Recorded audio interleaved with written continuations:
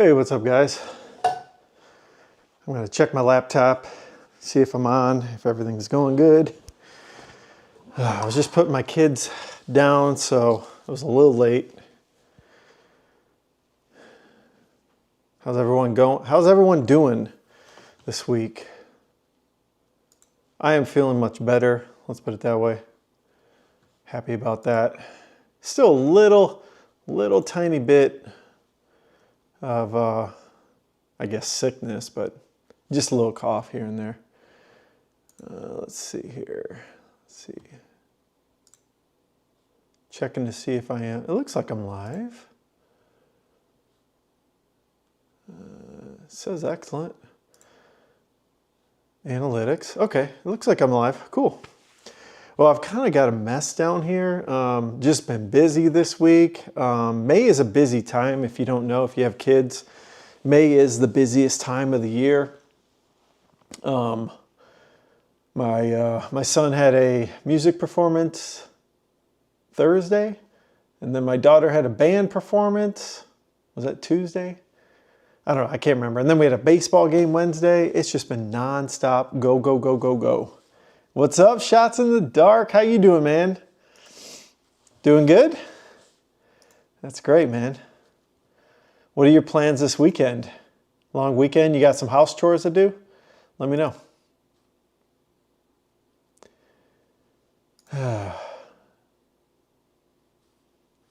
Yeah, I was gonna do maybe a little bit of photo editing tonight. We'll see. I recorded this video for Etsy advertisements like 2 or 3 times today and still did not like it. So I need to re-record that this weekend. So that's one task on my list. I'm also gonna, I washed all my build plates, and so I'm gonna add a little glue to them, and I'm gonna do a couple prints I need to get going on. So lots to do. Was supposed to see my boys, but that's not gonna happen. Hope to get out to the farm. All right, okay. Get some work done on the farm. That'd be cool. Let's see here. Okay, so I think I'm going to, well, I need to get these build plates with some glue on them. So let's go do that. Let's get some prints started. And then we can go from there. Now I hope I don't lose connection here. I'm trying to think of which, I've got 3 routers in this house, these little mesh wireless routers. And the nearest one should be right above me actually. Yeah, it's right here. So I don't see why I was losing connection, but this could have been connecting to one of the other ones, and then when I move away from it, then I have problems. So we'll see. Probably gotta, maybe have to bring my laptop just to check and make sure the stream is still good. I'm gonna make, I think, a 3D print for like my phone and the DJI Osmo 3 like connected together. Because I kind of like the live streaming, definitely on Fridays. I might do it more, I don't know. I think it's kind of fun if I can get time. Have a show next Saturday, so been printing parts. Oh, okay, cool. You're doing a local local sales event, right? That's awesome. I forget what you sell again. Remind me. Is that a little bright? Let's see here. There we go. All right, cool. Hopefully that DJI Osmo doesn't fall over. That's cool. So you're printing some inventory for a show. Let me know how much inventory you print for a local show. Do you sell like maybe 20, 30, 50 units in a show, or is it more like 10? And what kind of show is it? What's it called? What's the market? Kind of people that go to it? Let's see. Yeah, it looks like the stream is okay. Let me know if this stream does kind of go bad, and I'll have to just go back in the basement or the other area of the basement. It looks like it's okay. There is a little Wi-Fi bar in the DJI Osmo that I'm looking at, the screen. And I did fully charge it, so I'm ready for live streaming tonight for once. Usually I'm like scrambling, trying to, you know, get my batteries charged, get the power cords, but my laptop's charged. It looks like, we'll see. I don't know. See if this is working or not.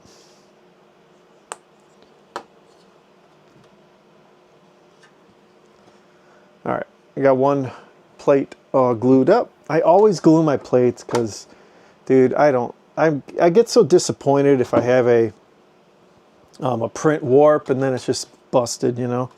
It's a wasted. Lots of stalls. Okay, let me let me print this up real quick. Yeah, it's probably my Wi-Fi. Just something about it. Maybe I need to move a Wi-Fi thing over here. I'll move back over to that area. All right. Oh yeah, you're on the Milwaukee tool storage stuff. That's awesome. Let's see here. Lately getting into sporting goods. Cool. This will be our second show. Gonna bring 2 to 3 of each part. It's a flea market in a parking lot. Okay. That's cool. That's awesome. And now what do your parts sell for? Like, is it $20, $25, $15? Let me know. Because I've been definitely thinking about how, you know, my last couple weeks on Etsy has been, and I'm realizing quite a bit from that market that the only way to make money, at least online, and I'm going to do a video on this, is you need to sell something at a minimum of $20, bottom line. $5 to $40, that's your range? Okay, cool.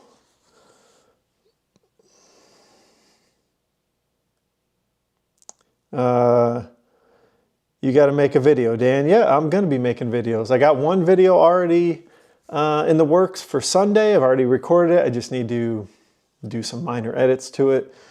And then I got to remind myself, what is that video? You know, after you record 365 videos like I did in 2025, you get kind of just used to recording, and sometimes you record more than you even realize, and you kind of forget that, oh, you're like, oh, I had that recording. Oh, I forgot about that. I can pull that out and maybe put that in, you know, next week's queue or whatever. I schedule all my videos. I rarely record something and then post it that same day. I'm always just scheduling them out, like on Sundays and Tuesdays, sometimes Wednesdays. When I was posting every day in 2025, I think I did like batch recordings, 3 videos a day type of thing. Some weeks I was scrambling just to get a video like that day or the next day or whatever. But even then I was scheduling, you know, 3 or 4 days ahead of time. Because even when I had vacations and just work stuff, I had to schedule, you know, almost a week's out. So my goal usually was to schedule 7 videos, be ahead 7 days. That way I would have some grace if I couldn't fit in and record some content. So it was a crazy challenge. It was a lot of fun. But I don't know if I recommend it. I don't know. It was a lot of work. Yeah, my next video is going to be called Your Shipping Box Might Be Your Best Marketing Tool. So I think that's a good, interesting one that maybe people forget that, you know, if you ship to a customer, fill that bad boy up with your own marketing materials. You know, don't just put the packing slip in there. Put more than that. Put, you know, the packing slip, put your whole catalog in there. That's the point of the video. So hopefully you guys will enjoy that one. Let's see here. Really need to find some place to buy flexible animals for the kids at the shows. Don't know where to go. Okay. I'm getting ready to play Pac-Man for the first time ever. Think I can beat it? I don't know. I don't know if you can beat Pac-Man, but that's cool. Never played Pac-Man. Wow. I'm a follow your path to success. Okay, Marfin Man. Follow my path. My path was basically 9 to 5 for 25, 30 years. and put the money in the 401k. That's how you become successful, for my path.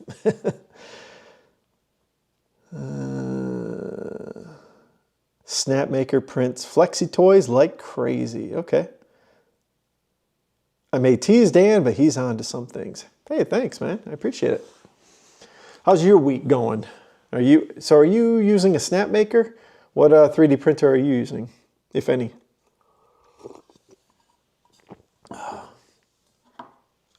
All right, I got to start these prints. I'll show you guys a couple things I'm working on too.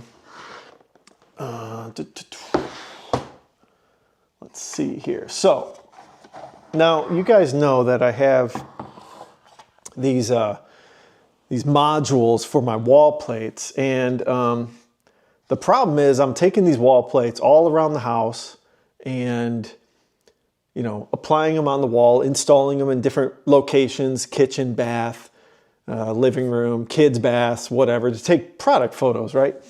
And so I've got all these different modules that I have different scenes for. Like I got this lip balm module, this little guy here. And then I've got a toothbrush holder, right? But the problem is, like, I keep having to carry them everywhere. So I modeled this this 9 cube. It's kind of messy. Let me take the stuff out because I was using it, and I'm calling it like the, I think, Creative Cubby. I'm not necessarily going to sell it. I don't know. I'm going to ask you guys what you think.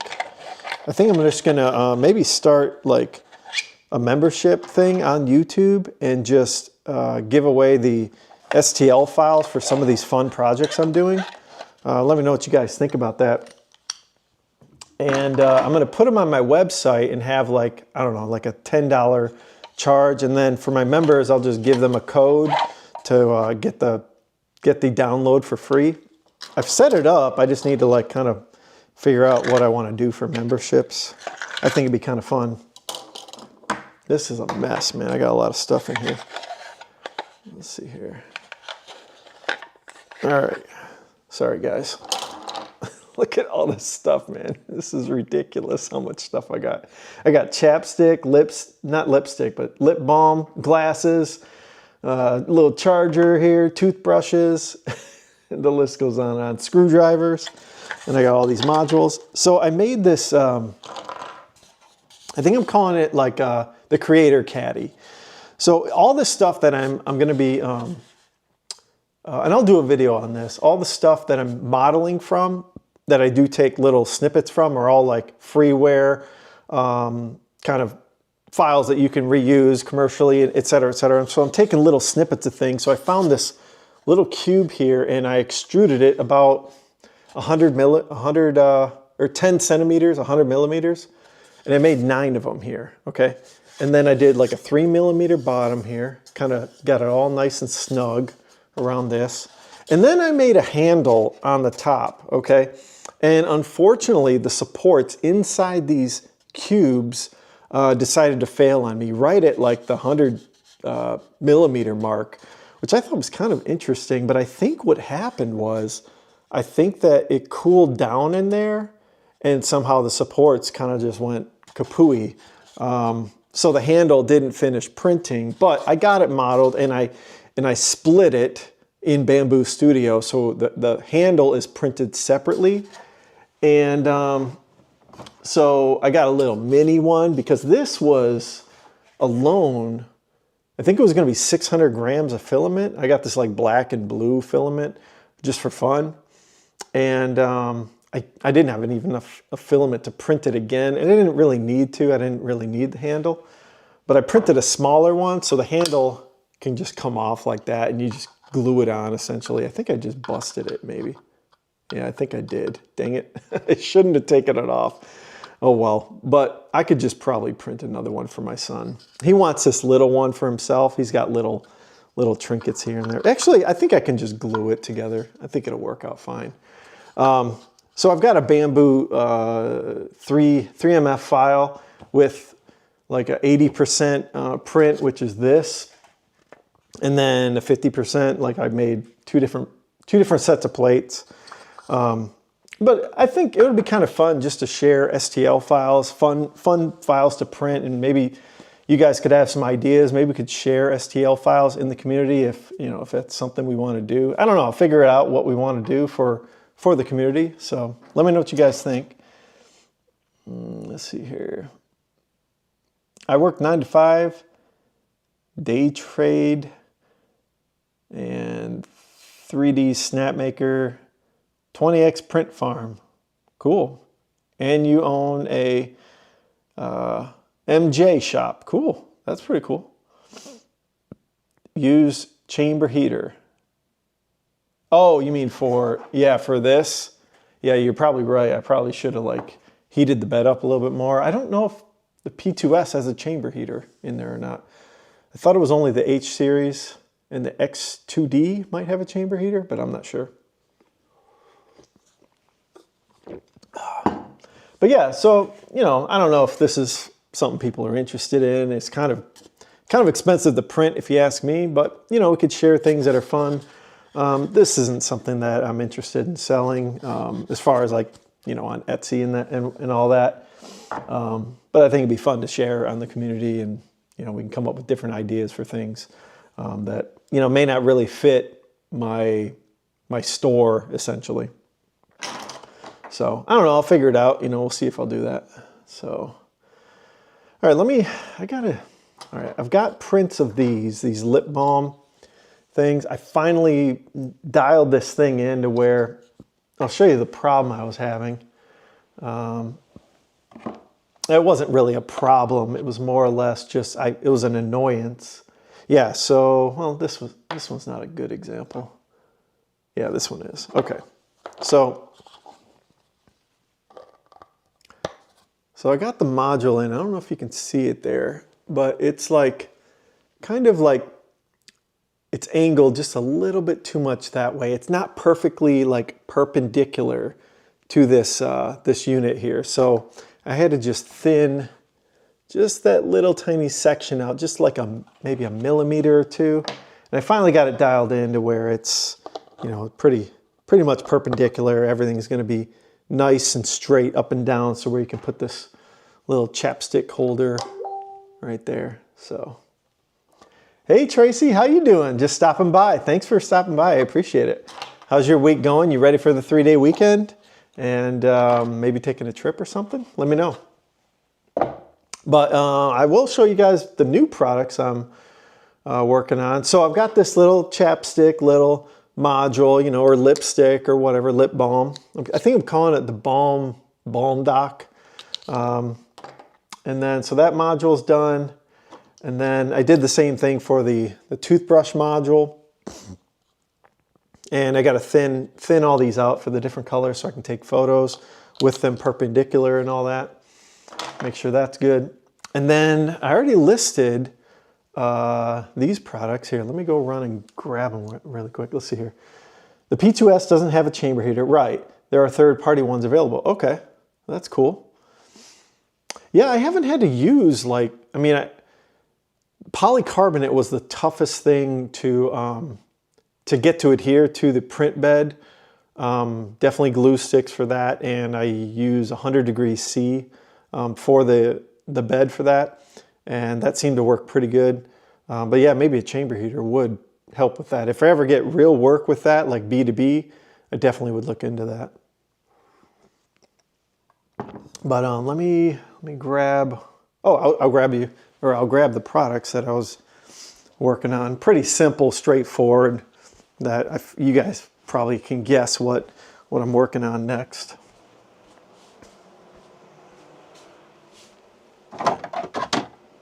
Ugh. My workshop's kind of a mess. You just get busy and you leave stuff around, and you know, you get busy with orders or whatever. So the next thing, I've already got this on my site, is of course the toggle switch solo wall plate. So just a single shelf here on the left or the right for your light switches. So I think these are good for, you know, when you're leaving your house, maybe you got a spot there with a light switch and you can put your keys, your wallet, your sunglasses, etc., etc. So I've got that all listed. Again, it's the same price as the duplex or the Decora shelf. And then I've got the Duo 2-gang light switch plate. I just finished printing my last color, was it today? And so I've taken photos of all these, and now I got to make the listing and all that jazz. I'll tell you what, taking all the photos and doing all these, uploading all the listings, I swear it probably takes longer than the modeling and the printing. That is the hardest part. Taking the photos, taking the angle, you know, putting whatever modules I want on, you know, adding, okay, does this accessory make sense for this scene? Maybe it's the kitchen. I mean, a toothbrush obviously doesn't make sense to advertise for a kitchen, right? So it's like, okay, I gotta think about things. I mean, sometimes I ask ChatGPT, like, oh, does that make sense? You know, it can help you with some ideas for those scenes. So, going well. No trip though. We were just in Baltimore for a graduation, so just want to be home. Yeah, I think I saw that, Tracy, on Instagram. You posted, I think, probably maybe your daughter or your niece or someone that was graduating or something like that. So that's pretty cool. That's always fun. It's always fun to see young people like just excited for adulthood, which I don't. Sometimes it's exciting and fun, but sometimes it's a lot of work, right? That's your daughter, okay? Yeah, tell her congrats. That's great. That's awesome. And I assume she's probably going to college somewhere on the East Coast. Hopefully the East Coast. Hopefully she's not moving too far away from you. You might have mentioned where she was going. I can't remember. You don't have to say that on this, but hopefully she's going. Is there a way for you to brainstorm new products? I'm trying to be creative, but in a bit of a mental block. You know, yeah, that's a tough one. I think, I'll tell you what, when you're by yourself and you go for like walks, I would say walking, you know, doing a lot of self-reflection, thinking about things, and don't overthink it too. You know, maybe that's the problem, is you're thinking too much about trying to be successful or trying to be creative about something. And I feel like for me, it just comes naturally. Like I don't overthink it. Let's put it that way. But I'm constantly saying, okay, maybe something will come today. Maybe what could I improve about the product, right? I mean, because I went from, you know, like this wall plate, like, you know, was this little tiny sliver of a thing, and it just kept evolving, but that takes time, right? Like I'm on my third month, I would say. This is month 3 of this product, and I've made 3-4 changes, kind of just out of, some of it was feedback, some of it was thinking about, okay, how do I lower the price and add more value with other things that could increase my revenue? I was thinking more of the business side of things, not so much the feature set of the product. I was thinking more business side of things. So, you know, I don't know. It's tough to be creative. It really is. It's not easy. I would say just make sure you have a clear head. Be happy in life too. I think that helps as well. If you're happy and you're not stressed, you might have a clear head, right? Hey, what's up, Omar? How you doing, man? Thanks for coming, man. Haha, that was her graduation for her master's degree. Oh, she looks young. From John Hopkins, the college years are done now. Wow. Well, congrats. That is so awesome. I like all these modular add-ons. Yeah, thanks, Tracy. I appreciate that. Check this out. Check this out, Tracy. Let's see here. I might have a unit here. Let me look. All right, let's see. I know you probably got to get going pretty soon. I know my live streams are late. Let's see if I have one around here. No. Did I have one printed around here? Oh, I think they're over here. All right. Ugh. My rack's a mess. I've got a computer hanging by an Ethernet cable. I was setting up some computers like this week for work, so I was just hacking them out, getting them where they need to be. But I should probably update my rack a little bit. So, you know, your suction cup shelf. So I have added the module slots there. Now these modules I'm still going to print in PCTG because I even tried PLA a few more times and they broke every time. So these things are much more flexible. So now I've got that and all that. So yeah, they're working out pretty good. So these will come with the modules pretty soon. It's not ready yet. I just still need to take more photos and all that stuff. And unfortunately, you know, maybe my inventory will just be trash, but I don't have a ton of inventory. So it is what it is, but I want to add more value to that product too. So, oh, you guys watching some basketball? Is that like conference finals or is it the finals? Let me know. Spurs and OKC, is that who's playing?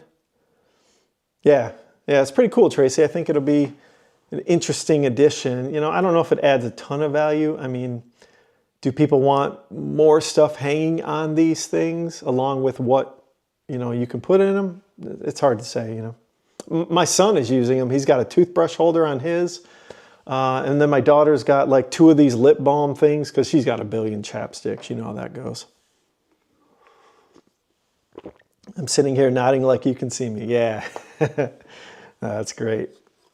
Yeah, I'm going to be doing more kind of business-related videos, you know, a little bit outside of the 3D printing because I've had some good experience with the Etsy platform, and I want to talk about that, the advertisements, you know, even comparing it a little bit to the other platforms. I've only had a brief experience with Facebook. I did a little bit of ads on there. They went horrible. I don't recommend it. If you're into 3D printing and a small, tiny business just starting up, don't bother with Meta. Just go with Etsy. So that's my recommendation. All right, I got to pick this mess up. But yeah, besides that, so I got to list these. That's something that maybe I can get done this week. I do have... and I'm getting a little bit quicker at getting all these photos done. I'm like just brute forcing through it, you know. It's like, I love being an engineer and I love creating, but doing the photos, it's grunt work in my opinion. It is total grunt work. I do not want to do it. I just wish it could just all magically happen all at once. But that's not the reality. What was I? Oh yeah, over here. I did get a great comment from a viewer, and in the video I was talking about supports in my product, like how I added, or I changed the configuration of the wall plates to where, you know, I place it down like this, and then there's all these supports here, which is like a decent amount of filament, right? Like, it kind of sucks to use up filament. This stuff is not cheap too. This is like $30 a kilogram. But I'm pricing it accordingly. I think I can make a decent profit, you know, tiny profit if I can get multiple sales in this product. But he had a good suggestion to split the part up to take the shelf off. So I did print in brown because I don't think I'm going to sell brown unless people have like 70s themes or something like that. Some people like brown, but I'm just not a big fan of it. Let me see here. Now this is pretty good. This is like, I don't want to break it, but I don't really care if I do, I guess. Oh, I did break it. Oh well, that's no big deal. Yeah, so I did print this in 2 separate prints with like a dowel connectors here, the little round dowel connectors. But the problem again was it added these little tiny supports inside of the modules, and I couldn't get even the bottom of them out. Just the way PCTG is, it's kind of a pain to work with. So I might, well, he suggested that I, you know, connect everything together and Loctite it or super glue it essentially, which I think will work. This was pretty seamless. I mean, you can barely see the seam on the bottom. Even if I kind of, yeah, I can't even see it, so I don't think that would be an issue. So I think what I need to do, what I need to try next time is to, here's the problem. If I print it like this on the bed, this 45-degree angle here, I don't think PCTG will work on a 45. I've tried it numerous times. I've never had success. Maybe I need to change some print speeds. I need to do some experimentation. Maybe I could figure out how to get it to actually print at a 45. It might work. It's hard to say, but the other problem is, like, I don't like how, well, I might like if it's printed like this, because I like this face looking nice. And when it's printed like this, I like how this face looks over here. So I'm like having, you know, kind of tough decisions on experimenting with different ways of printing this, because it would be nice to save like 25 grams of material, because, you know, I can print 5 plates with 1 kilogram, or maybe 6 sometimes. Excuse me. I could get a 7th out of it if I saved this much material in the supports. Snap maker wouldn't require supports. Okay. Really? Okay. That's cool. Back to the game, but awesome work with your products, Dan. Thanks for taking us on the journey. Talk to you soon. Have a good weekend, everyone. Yeah, thanks, Omar. Appreciate it, man. I'm glad you're working out on that virtual reality and losing some weight. I've seen your some of those streams. It's pretty intense. Happy Friday. Glad to see you online live. Yeah, thanks, Bromo Sapien. Appreciate it, man.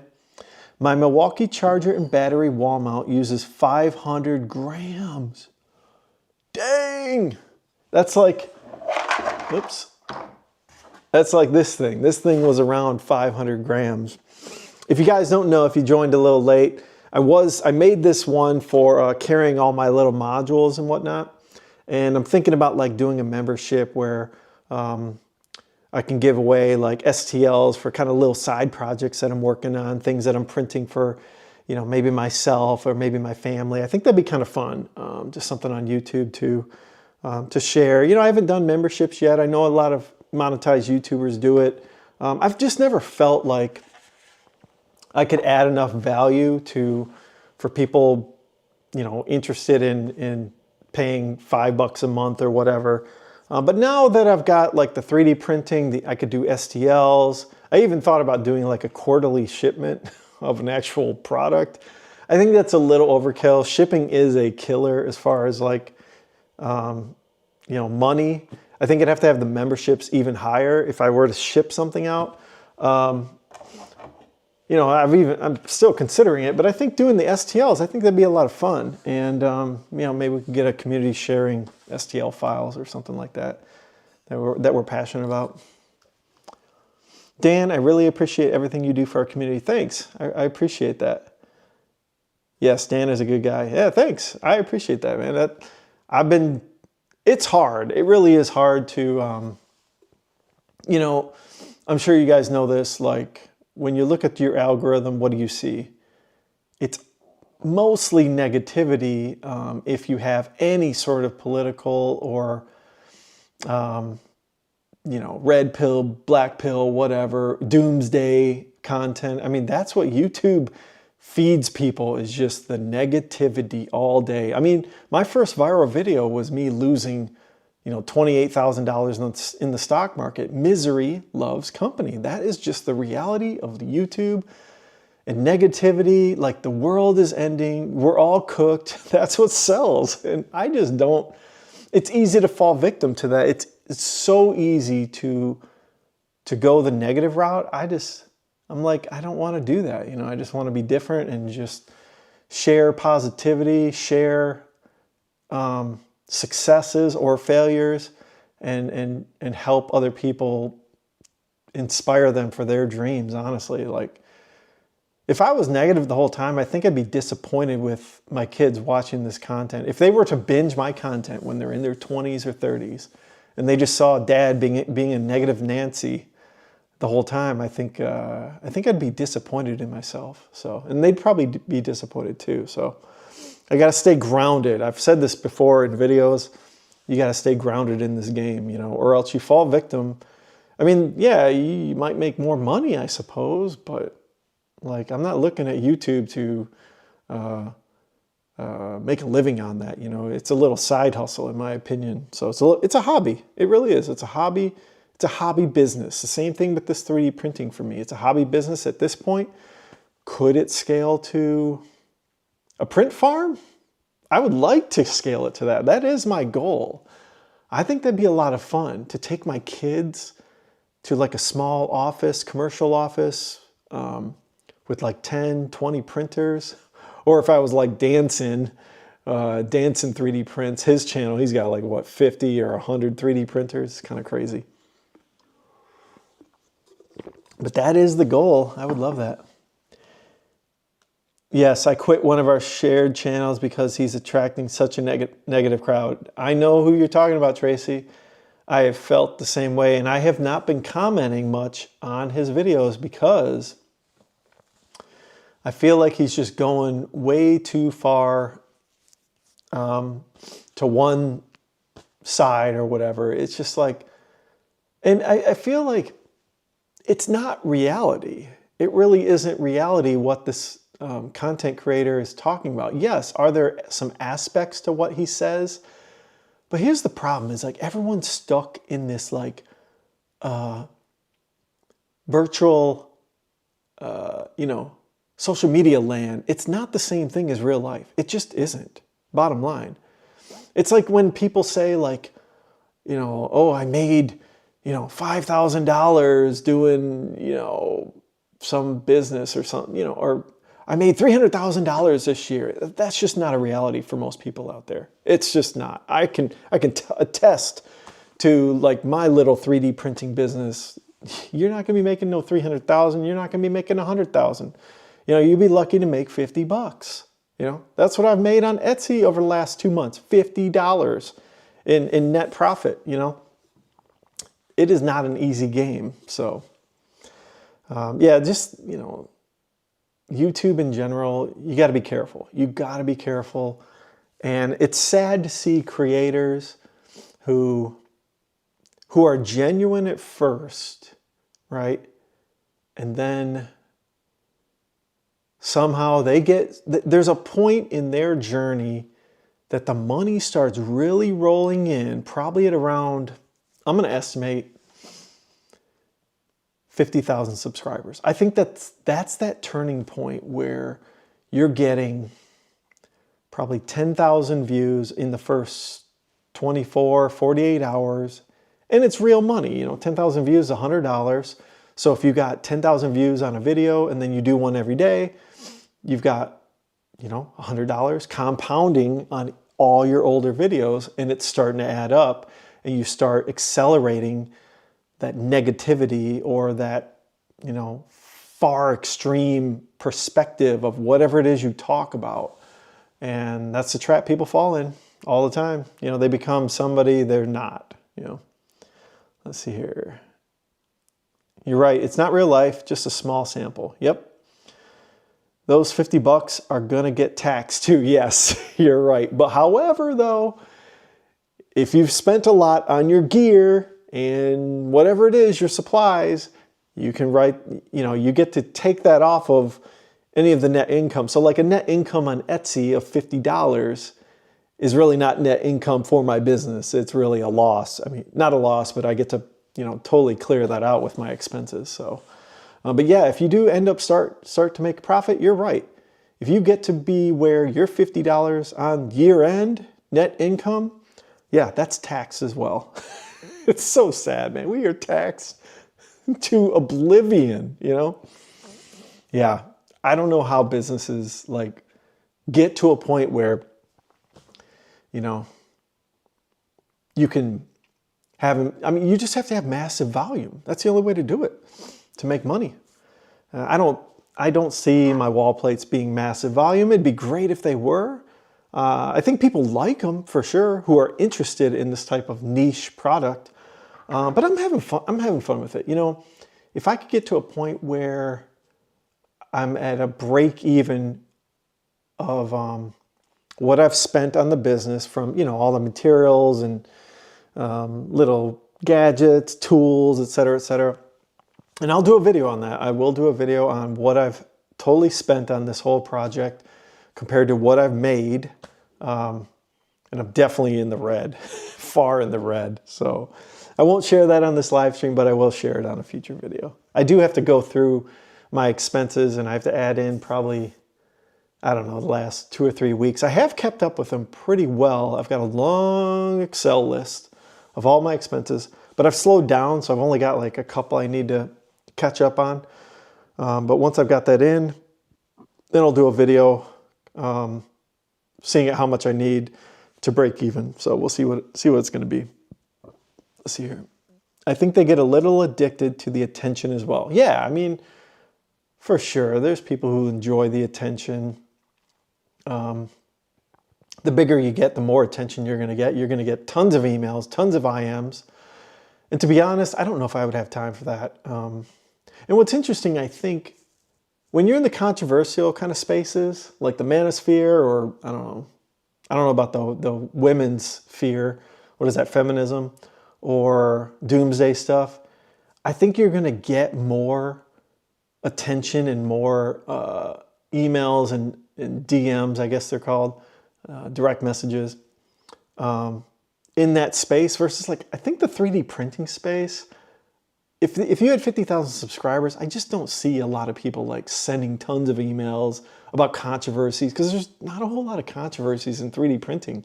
There's like one controversy going on right now with, I think, Bamboo Labs and the Prusa slicer software or whatever, with this open source, violations and all that stuff. That's like the only controversy in 3D printing land. So, ever use a multi-tool head to print a motor? No, I haven't used a multi-tool head yet. I'm sure maybe some other people in this conversation have, in the comments have.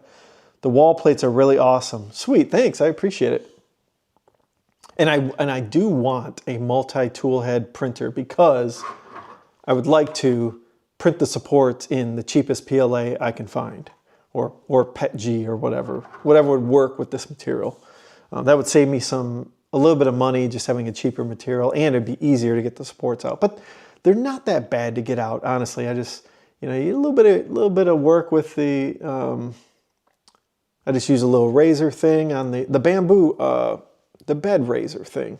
I use that, it works great. And, there's a little bit of tweezer work there, but I can literally get a print done in 5 hours, take the supports off, and get it shipping in no time flat. So it's not really a big concern of mine. It's just a minor inconvenience and a little bit of an expense, probably, 50 cents a print, maybe 30 cents a print that I'm wasting in filament. I'm far in the red, but I'm okay with the return on gifts. Yeah, yes. There's lots of gifts to that, You're learning.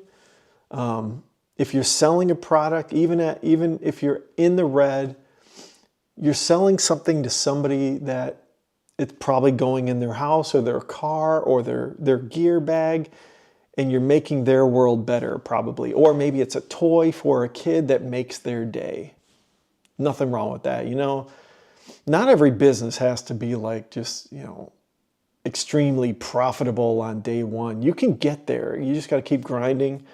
And then just, slow down on your expenses. Be very cautious about that. I'm doing that myself. I am only buying what I need. I'm only printing what I need, because I do want to catch up and get into the black someday. But, I'm not in a point where I'm like stressing about the money. It's already gone. The money's gone. I've already spent it. It was out of my own money. I didn't take out a loan for any of this stuff. I think I've paid for both printers, so I'm doing pretty decent, but I still got a long ways to go. It's the filament. I think you guys know that filament. You just don't hesitate to buy it, honestly. And here's the problem with the filament. It's $20. It's $20. You're like, it's $20. I'll just get it. I want that color. I want that color. I want that type of filament. I want the ABS. I want to try this. I want to try that. I want to try that. So it's like, the problem with 3D printing business is that it's easy to mix in the hobby side of you or the fun side of you with the business, okay? You can get carried away, right? And again, it's only 20 bucks. It's like, 20 bucks here, 20 bucks there. But after a while, those $20 reels, they start to add up. And then you burn through them and you totally forget how much you spent on them. And before you know it, you got an Excel file like I do, and it's like, 100, 200 lines long. And then the dreaded sum function. You know that sum function where you got this list of items you've spent, and then at the very bottom, you click the sum and you don't even want to know what it is because it's so big. I'm sure maybe you guys have felt that. I don't know. Have a good night, Dan. Nice chatting with you. Thanks, Tracy. I appreciate it. Hope you have a great weekend. Get some rest, Maybe work on your small business as well. That'd be great. There's a new overhang slicer that handles 20 millimeter pretty well. I don't know if that'd help. Interesting. Is it like based on Orca slicer or something like that? It's pretty cool. Yeah, let me know what it's called if you know the name. I like your screen name too, Glitter Fart. That's kind of fun. Yeah, it's an Orca fork. Okay, that's cool. And so do you have to compile those forks, or do people pre-compile those into OS X or Windows EXE? Let me know. I haven't played with anything but Bamboo Studio. I've heard good things about the Orca slicer, which I think Bamboo forked from Orca, or was it vice versa? I don't remember, but I think Bamboo forked from Orca if I remember right. Wave overhangs. Check that out. Let's check that out. Wave overhangs slicer. Print steep overhangs without supports. All right, I might try this. AGPL, okay. Download. Let's see what you can do. Oh, they've already got it pre-compiled. Probably DMG. Awesome. Sweet. I mean, I have a Windows computer, but I just don't use it very often. I'm a Mac guy all the way. They even have a Linux. Sweet. I'm going to try it out. I think this would be kind of fun. Maybe I'll do a video on it too. If I can get it to work, I think that'd be pretty sweet with PCTG. I should explore that. I think why not? It's fun to experiment and learn new things. There should be pre-made binaries to install. Yep, I saw that. That's awesome. I'm actually going to put it right on my 3D printing favorites folder, because if not, I'll forget about it, and then I'll close the browser, and then it'll be gone forever. I've got a billion tabs open. I got to close some of these out.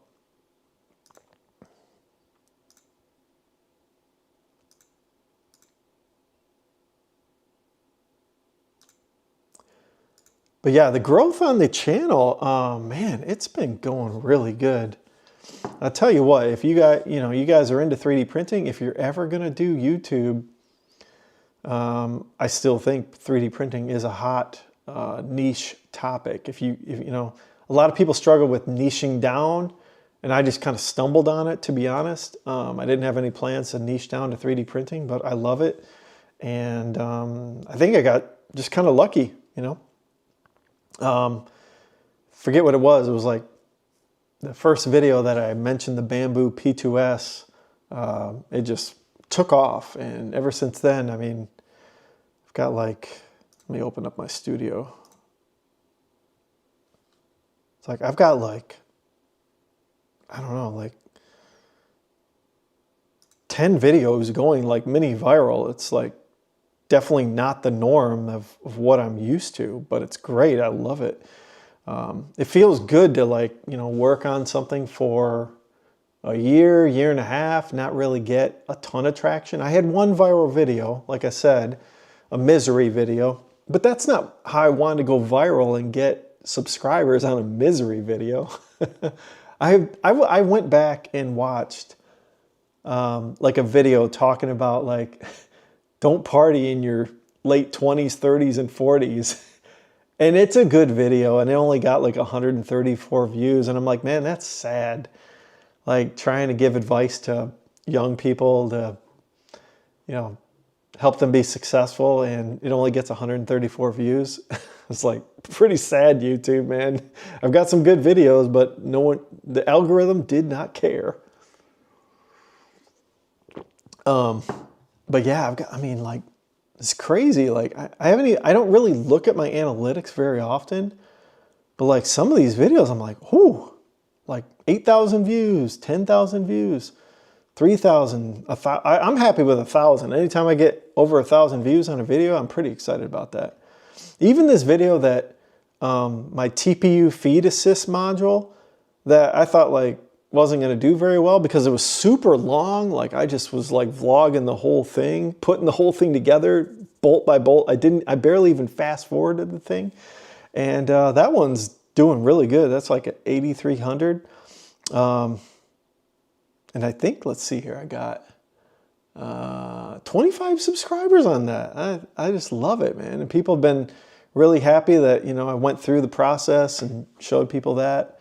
So I love doing this 3D printing stuff. I'm not gonna,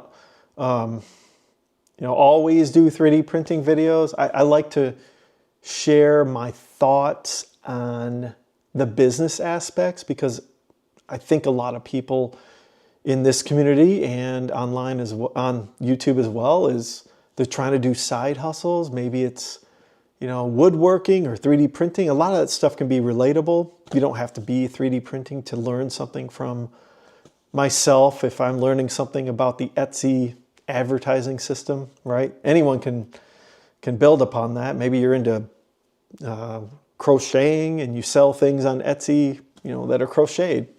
So, I think I'm going to keep the channel still versatile, leaning towards the business with 3D printing. I don't know if I'll get back into the stock stuff. I don't know. The stock stuff is kind of like basic knowledge in my opinion. That's why I kind of just was like, I know a lot of people make a ton of views and money within the stock market, like Jeremy Lefebvre and all these other people. But I don't know. I didn't want to always just talk about individual stocks. I just thought it was kind of boring.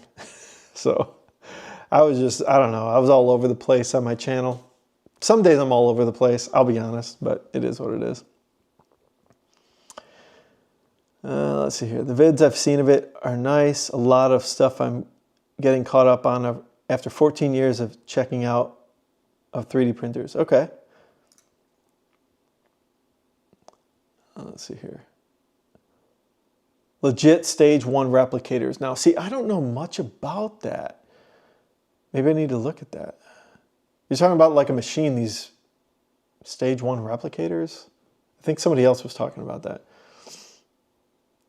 My girlfriend would kill me if I told her not to party on a Friday. Oh no. You got a partier, huh? You aren't wrong though. TPU issues are a big deal for some models, yeah. Not gonna lie, the logistics is important. Numbers matter. Yeah. Yeah, if you don't have inside trading, stuff is kind of moot thing, yeah. I have Etsy add-on for $5 a day. I'm getting... Oh, you have Etsy ads on for $5 a day. Okay, so that's your max shots in the dark. I'm getting 10 to 20 views a day, but only have 2 sales this week, but it comes and goes. Hard to keep your head up on these slow months. Yeah, I hear you. I'm only getting probably, I've only have 8 orders. Let me see, what's your views at? 10 to 20 views a day. That's probably where I'm at. I'm not at $5 a day. I don't think I'd want to go at $5 a day at this point. I'm probably spending maybe $2 or $3 a day, something like that. It is kind of starting to increase a little bit, the spend and the views and the clicks, but we'll see how that goes. I understand what you're saying though, like all the work you put in and the spending you're putting in on Etsy, and you're only getting like 1 or 2 orders a week. I know the feeling. But again, from my perspective, I'm just starting, so like I guess my expectations are pretty low, so it's not affecting me as much. But you know, for you, 1 or 2 sales a week, if they're new customers and you think they're going to come back, that's repeat business. I think eventually it will compound itself, and hopefully those customers come back and they don't click on the ads. They just come back to your shop, and so you don't get charged for ads, obviously. And hopefully it starts to compound itself, just like the stock market, just like YouTube. YouTube is a compounding engine. The same thing with the stock market and the same thing with a business. Every customer you get is an opportunity for repeat business. And even if you get 2 a week, you know, 2 times 5, 50 weeks in a year, that's 100 customers, right, this year. And next year, if you do the same thing, you got 100 more customers. Now you got 200. How many of those will come back for repeat business? That's the way I look at things. So it's just slow, it's a slow grind, you know. I mean, you can obviously accelerate it by going the social media route, promoting your product, plugging your products, maybe do a YouTube channel, whatever. You might get a few more customers. It just depends on how hard you want to work. Every customer is a grind. You got to keep squeezing and just grab every new customer. It's hard though. But I'm going to do more videos on where I'm going to go with my strategies as well. And you can share your strategies and we'll try to figure it out, you know. Glitter fart. Yeah, it's very hard to compete with everyone else. Exactly. Yeah. I can't imagine trying to do online sales to compete with print farms. Yeah. Yeah, especially like the, you know, the Flexi Dragons, the real popular stuff. I think that'd be very hard to compete with that. And they're going to, what do you call it? They're going to race you to the bottom, right? They're going to race to the bottom. That's what happens with commoditized products. It's a race to the bottom. Your margins get squeezed to the lowest amount. And then after shipping, you're left with what? $3, $5 on a commoditized race to the bottom product. So, but there are people who are doing well with the Flexi Dragon, so I can't knock it. You know, there are probably people who are doing pretty well, and maybe they have small setups. Maybe it's like 2 or 3 printers and they're doing fine. So I don't know, maybe, you know, sometimes people say that you should stick with your own models and unique models, but then there's probably people who are making decent money just selling the Flexi Dragons, right? The common thing. So it's hard to say. I don't know. I just don't. I'm having fun doing my own thing, right? I'm having fun building my own unique models. Yeah, it is what it is. I have a plan to give gifts to a few places and them asking me to make more. Yeah, that's great. And you know what? You can build a business that way. Maybe you're not making money on things, but you're learning about what people want. You make changes to your models, and before you know it, maybe you come up with something that everyone likes, everyone wants, and now you sell it for, you know, a premium, some sort of value. There's an arbitrage there that you're gaining insight into that no one else may have, right? That you're giving away some part as a gift, and I'll tell you what, things can happen from that, you know. Shots in the dark. My wife hand writes a thank you card for every order. Just a little personal thing. I do the same thing. On my packing slip, I write a little note. Thank you, so on and so forth. I appreciate the order. If you have any questions, concerns, let me know. You know, and have a nice weekend. That type of thing. I think that's great to do, and I like that too. I order tea from this company called Sasquatch Tea. They're a couple of military guys. I think they're out of North Carolina. And they made me this tea box, like I special requested it. And they always write notes on their packing slip. So I think that's a nice touch. So I'm doing the same thing on all my orders, whether it's from YouTube, my website, or from Etsy. I do the same thing. Yeah, if the hustle works, it works. Different stuff works in different areas and demographics. Exactly, Glitter Fart. Different markets are looking for different things, right? The Etsy market is a totally different market than the eBay market. You know, the eBay market is more of a reseller's market. You're looking for probably more established brands, used items, things like that. I don't know if it's really even that good for 3D printing, but I do need to explore that market a bit more. And, you know, would these things sell for $19.99 on eBay? I don't know. You know, they're selling decent on Etsy. I think I've got my pricing dialed in. I'm not going to go any lower because I do want to offer discounts, right? Like a 10 to 15% off if you've got it in your cart, abandoned carts. I'm sure you guys know about that for Etsy. I think a lot of people know that because they'll put it in their cart and they'll wait for that email, that little discount email, right? Or they'll favorite the item, and I also do that as well. I'll do I think a 10% discount on a favorited item, that kind of thing. So, you know, just ways, you don't want to go too low on your price. Your shipping's going to eat you alive. I did have one sale the other day, and I'm meeting the buyer halfway, $3.99 for shipping on a $19.99 product. And, you know, it was like $24 or whatever. And after Etsy fees, the credit card fees, it got down to $21. And then the shipping was $8. So now I'm down to $13 in gross revenue. And then, you know, it takes me $4 to print this. I made $8, $9. So I don't think I want to sell anything for under $20, to be honest. I have a $15 and a $9, $9.99 products on Etsy. I haven't sold any of those on Etsy, but hopefully they'll buy one or two. I need to build in some bundles for Etsy as well, like a $30 bundle. As long as you're over $20, you can make a little bit of money. You know, a $10 bill, that's really what you're going to make if you can sell something over $20.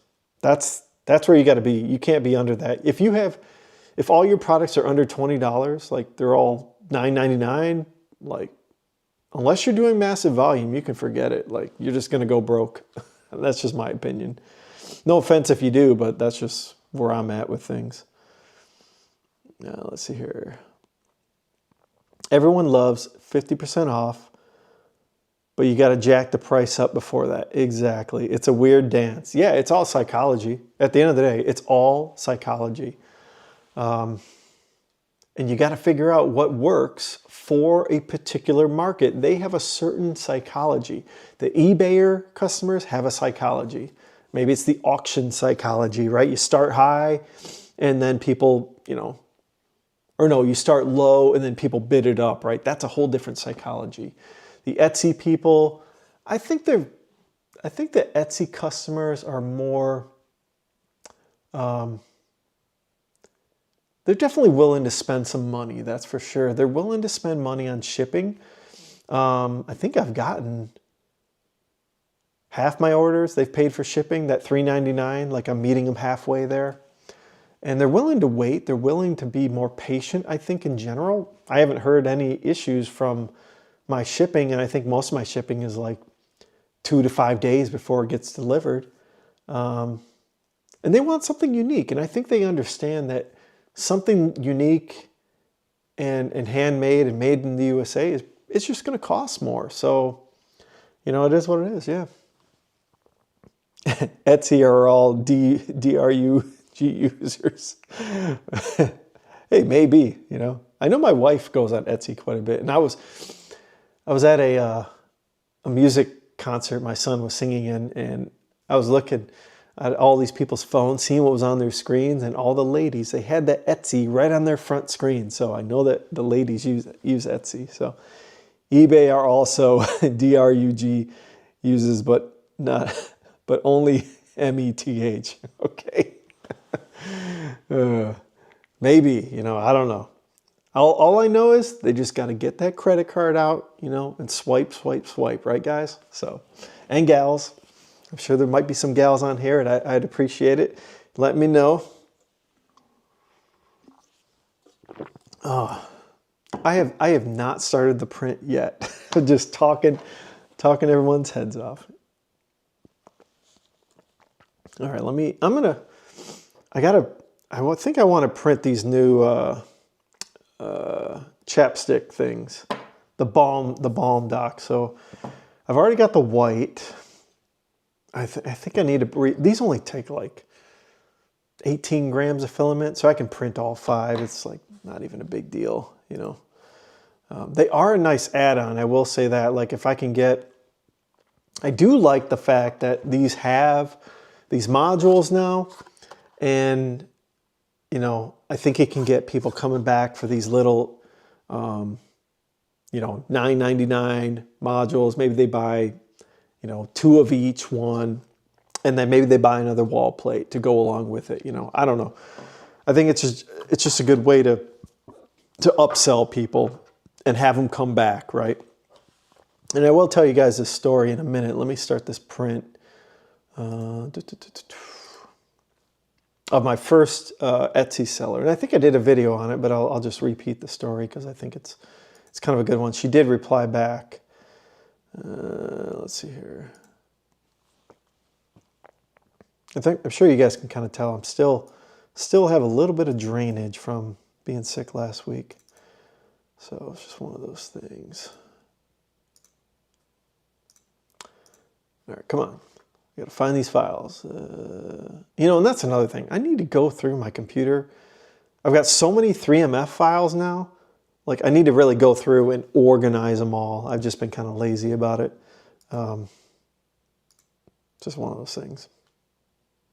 Always more things to do, right? Yeah, I think I'm just gonna print 2 of each color and just get them going, you know. Yeah, I'm just gonna reprint these pink ones.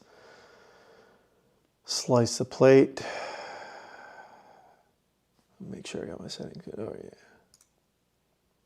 Sometimes you get lazy and you don't pay attention to like how you're slicing stuff. Maybe you're picking the wrong filament and then you get strings. You get a failed print. That's the worst. Let's see here. So let me look at how much material. Yeah, it uses 18 grams. I'm right for 2 of them. It's 32 total. So it's not 18. It's like what, 16 or whatever. So not too bad. All right, send that one up. Let's go do that. I'm gonna reprint these because I'm gonna hang them on these units and take photos. I want the photos to where it looks perfect, right? I don't want it angled slightly to where like the users, like the customers like, yeah, that don't look good, you know? You want your products to look the best. All right, let's do, let's see, preview. Yeah, let's just do this. I'll tell you what, like, if these, I've got pink ones, you know, these pinks. If this doesn't sell in a year, if I don't sell one of them, I'm definitely ending this color. I just don't like having 5 colors. I don't, it's just, you gotta hold the material. You gotta have the material in stock. If you're printing on demand, 5 colors. I mean, I'm doing yellow on my website. I might, if I do sell some of that yellow, I'm gonna get rid of one of them. I don't know. I like offering colors, but man, I don't know. I don't want to buy a ton of filament. It gets expensive, like I said. All right, let's print these in black. Get these done. And surprisingly, let me start this print. Let me go back and check the chat before I get into this next conversation. Oh, thanks, Glitter Fart. I appreciate that, man. I got to heart that one. For the few 100 plates I'll use over the years. Yeah, that's great. Hey, thanks for the super chat. I appreciate that. I don't get too many super chats. I don't go live enough. So yeah, it's a new thing for me. I saw you write plate thing and made a key holder with some hex key holder model. Okay, cool. That's awesome. Works great. Oh, that's awesome, man. So it's like, is it like the hex things that I have? I don't know if I even showed you that. I'm not sure. What did you think about the Dance in 3D filament? I like it so far. Yes, Jerry. I had two.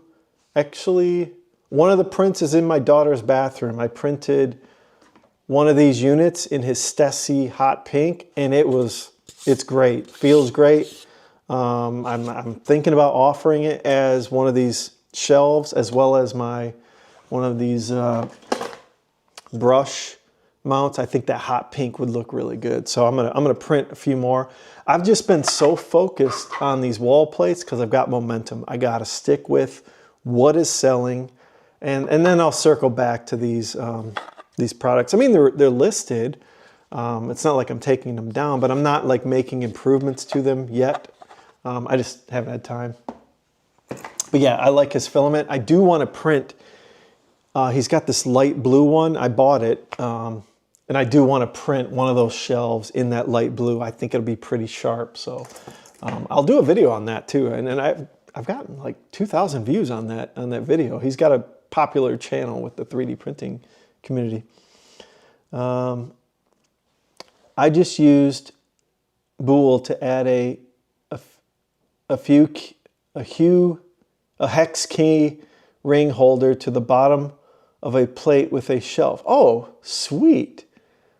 That's cool. Yeah. Okay. So you're doing Booleans in what software are you using? Are you using something like Blender?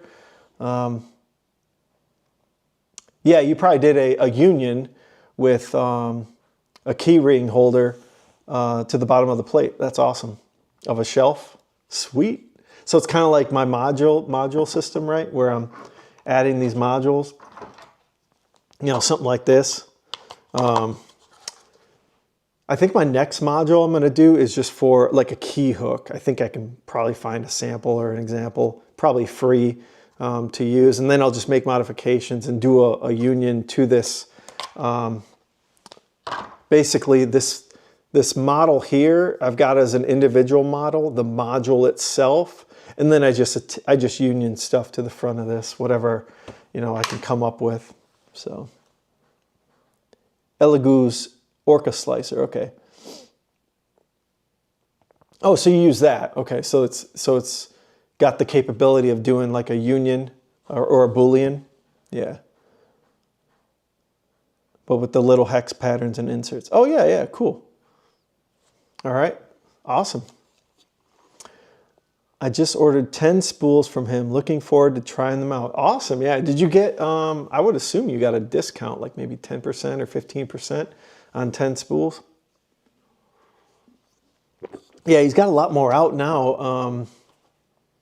I think when I ordered, it was like the first day or two, because I wanted to do a video on it. I knew it was going to get some views, a little unboxing of Danson's 3D printed filament. So there's a little bit of YouTube strategy there. I bought 6 rolls, and I think when I bought them, it was probably only like 8 colors available. So I think now, if I check it out, Danson3dprints.com, let's see what he's probably got. Yeah, it looks like he's got 13. He's got a ton now. Yeah, he's good. Man, that guy, he's going like gangbusters. I mean, he is non-stop. Now he's doing translucent filament. He's definitely messing around, like maybe making more glossy filaments. I've been keeping up on his channel. I think he's going to go with like a PETG high flow. So that'll be kind of exciting. I only have like one PETG carbon fiber, and I don't want to use carbon fiber a ton. I do like it, but I don't want to burn through my hot ends. I want to try that PETG high flow. I definitely want to try that out and see how it works. So yeah, he's got a good thing going, man. Like, he's still got the price at $15.99. So he said he was going to up it, but then like, I think I saw another video, maybe it was on Facebook or somewhere else, where he mentioned he was going to keep it the same or something, but I don't know. We'll see what happens there. He probably needs to increase his prices, because that That process can't be cheap.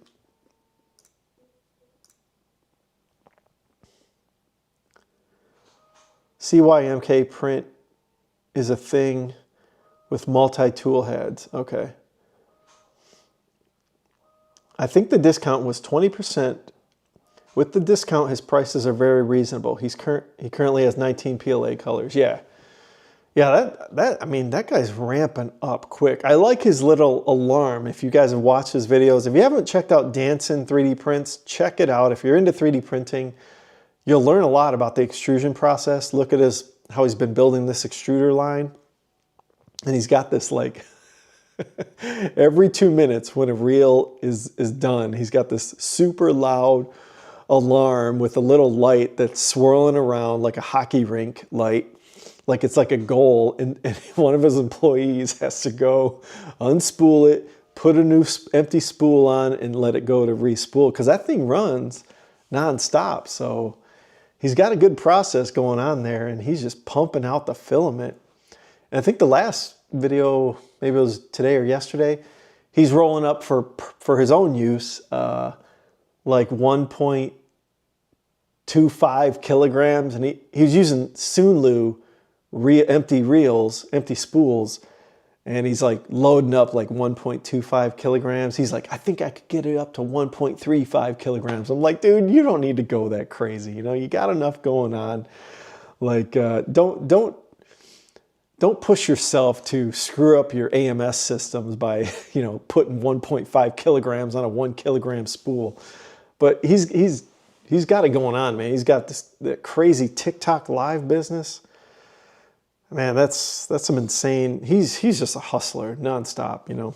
I think I'm a hustler by doing all the YouTube videos and trying to build this little 3D printing business, and you know, sometimes trading stocks here and there. But man, that guy is not, he's probably like up till 1, 2, 3 in the morning just hustling on that business. I know he's got employees and all that, and his wife, I think, is in that business as well, so that does help. You know, you've got more people working on it, but yeah. Ask him to print a motor. I can't wait to make lithographs. Okay. I haven't done one of those yet. I've looked into it briefly, but I did what was called, and I didn't do a video on it yet. I probably should. What's it called? Dang it, I'm forgetting what that was called. It's where you have like, it's like probably a 5mm print, and it's like little layers. It changes colors. Now I'm forgetting what it was called. That's gonna bug me, but it is what it is. Man, I can't forget. I can't remember what it was, but I have a photo of it. So I'm gonna find this photo of this print I made for my mother on Mother's Day. Oh, check this out. I saw this in a field, eating something. I don't know what it was, but a bald eagle, not too far from my house. I thought that was pretty cool. It was like sitting there eating something for a while. It was in a farm field. I've seen a bald eagle once or twice around the house, and this time I pulled over, stopped, and got a photo of it. So I thought that was pretty cool. Let me find this. Oh, and then I saw this in front of my house. My daughter and I, she read. No, she dissected an owl ball or whatever they're called. I can't remember what they're called, but it's like where they regurgitate, like, you know, what they eat. And we were talking about it in the car on the way home, and literally, this owl flies over my car, lands in a tree in front of my house, and check this out. That is so cool. I think it was a barred owl. We looked it up in a book. I just thought that was really cool. So she was super excited, like jumping up for joy, like, oh, there's an owl. We were just talking about it, that kind of thing. So, Hue Forge, thank you, Jerry. Appreciate that. Yeah, Hue Forge. I have a photo of the Hue Forge. Here it is. Let me rotate that. Let's see here. Oh yeah, edit. It's like upside down on my phone. There we go. Save that. Hue Forge. Yeah, I want to learn.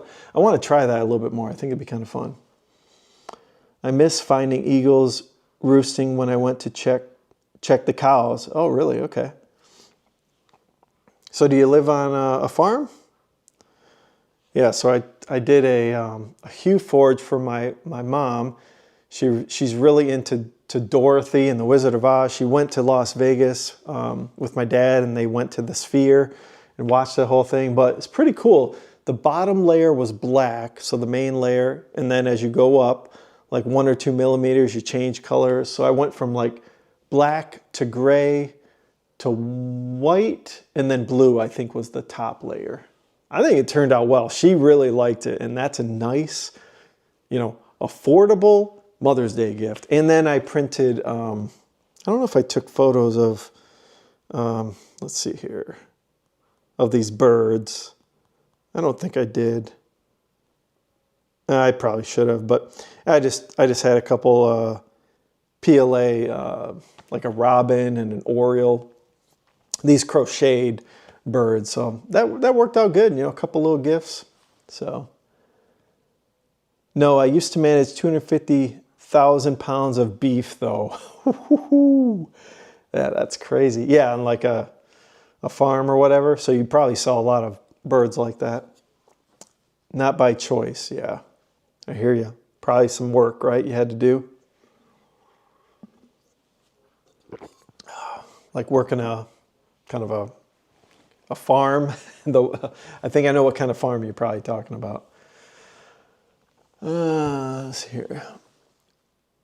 Check out Lodi Layers. He makes some cool Hue Forge models. Is he a YouTuber? Lodi Layers. Let me check that one out.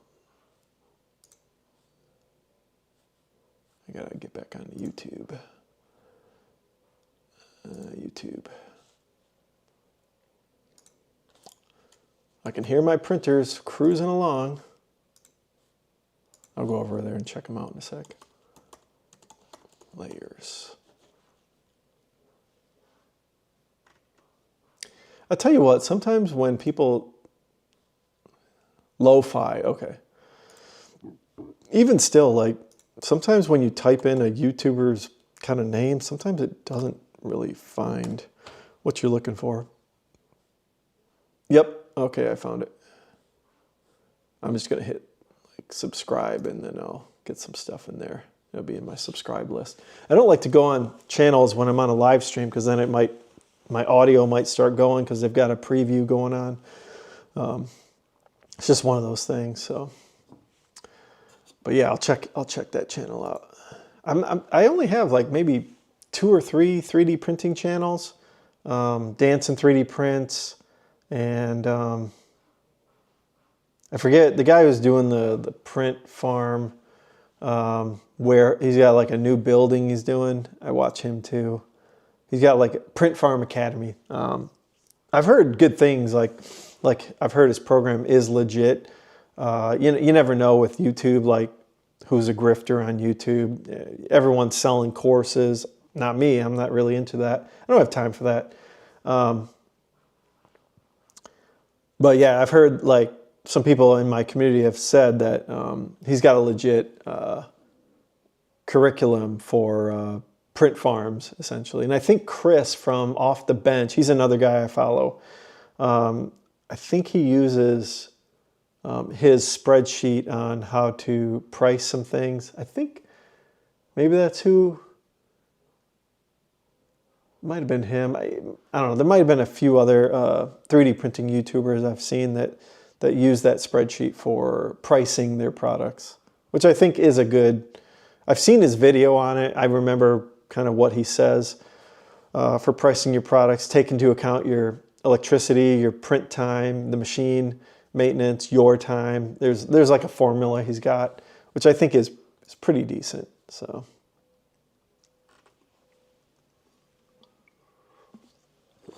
All right, Well, I haven't gotten anything done. I'm just live streaming here, you know. This is still a mess. But I did get to show you, it was, you know, this is kind of a show and tell sometimes. I did get to show you my little trying to get rid of support strategy.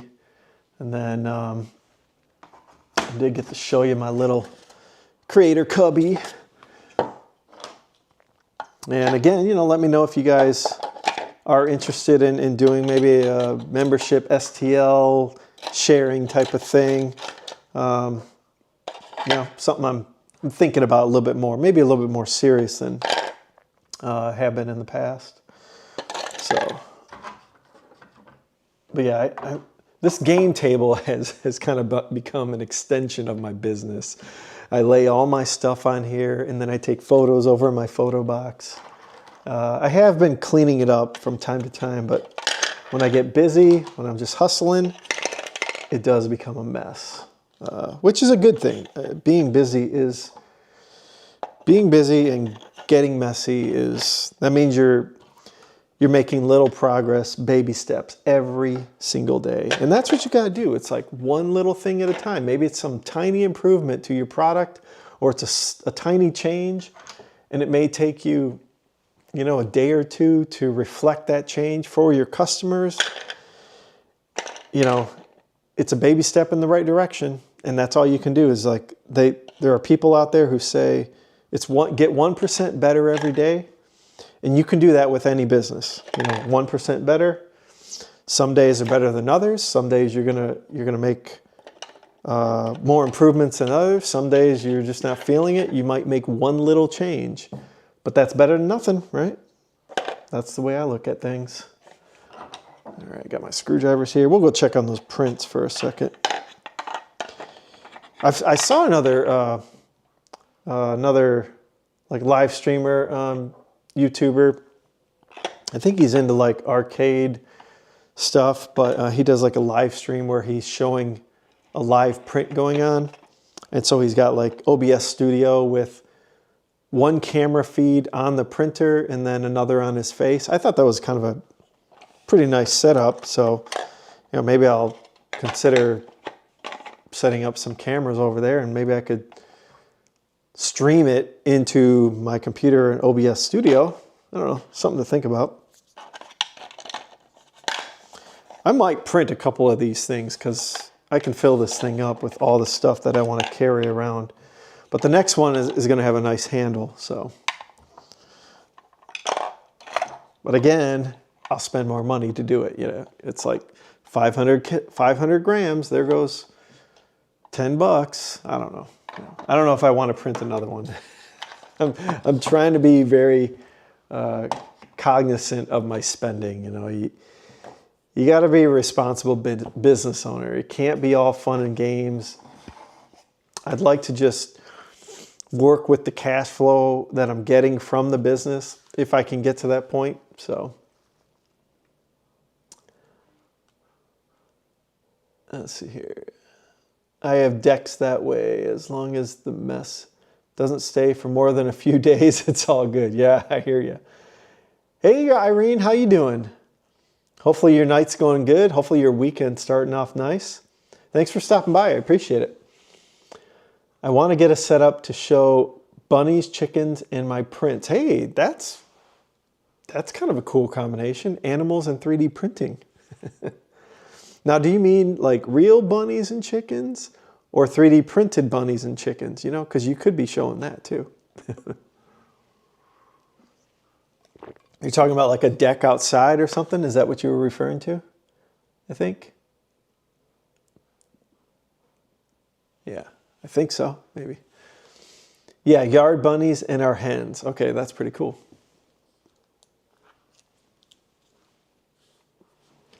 All right, so let's check on these prints. Oh, look. I've got my daughter's nail polish for examples too. So with this pink wall plate, here, I'll just kind of turn this light on real quick. Just lightly. There, that's not too bright, I don't think. Let's see here, yeah. So I'm making the pink wall plate for the ladies in the bathroom. And so I placed the nail polish in there to show that as the story or the scene, essentially.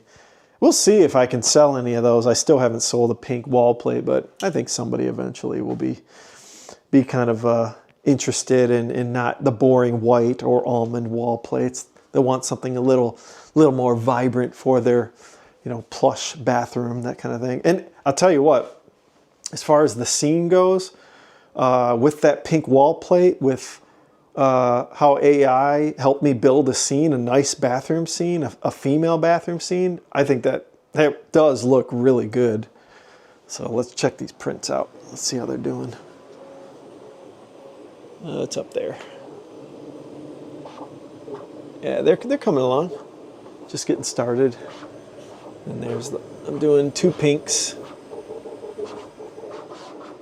Let's see, so I need to do almond. I've already got the white, black. I need to do red as well, so I'll probably switch that out once those prints are done. I don't like to touch the AMS when there's prints going on. Occasionally I'll take out a reel, but like inserting a new reel, I don't like to mess with them when there's a print going on, because I'm skeptical of how good those machines are as far as like user error. Let's see here. Match the color well. Yeah, exactly, with the nail polish. I keep forgetting the name because I don't use that stuff. Yeah, the next thing I need to work on is I've showed you guys that these I've got the photos. I was actually editing the photos recently. I don't know if, let's see here. Maybe I can show you guys some photos here. Let's see here if I can lower this. There we go. Here, I'll zoom in. Oops. There we go. Yeah, so this is the, what do you call it? Actually, I forgot. If I go this direction, there, then it's the right side. So I'm editing these photos for the clip surface mount. Let's see here. Let's see if I got a decent photo. So there's a pink one right there. Different shots. Lavender aura. Yeah, I've got like tons of little photos. I don't know if I'm going to use all these. I just took these just to see. I do like this one at the end. Let me zoom in here. I think this one could look decent. It's like one of my daughter's clips, and then I bought this clip for just demoing and all that. We'll see. Again, this is like more of a, I think in order to make money with these type of products, I need to sell like a package of 3 of them for like $19.99, that kind of thing. Maybe 3 for $19.99. Because, this for $19.99 I can make money on. But again, for $9.99, I'm pretty much probably going to lose money or make $1. It's not even worth my time to go up to the shipping store and, ship something out for $1. I need to, think about things and really consider like these smaller products. I got to bundle them together and make packages that are compelling.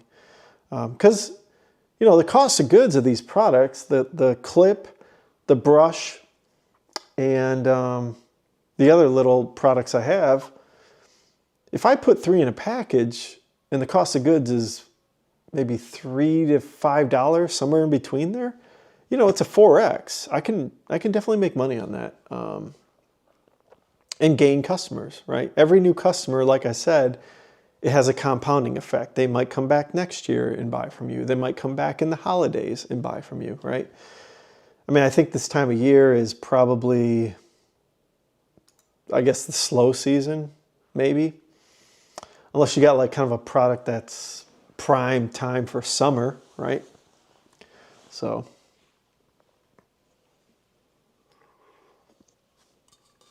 anyways, yeah, let's see here. Yeah, it's all a numbers game of how much plastic you're willing or you're using versus how much people will pay for it. Yeah, exactly. That's what you got to figure out. You know, you got to figure out, does this plate with a shelf,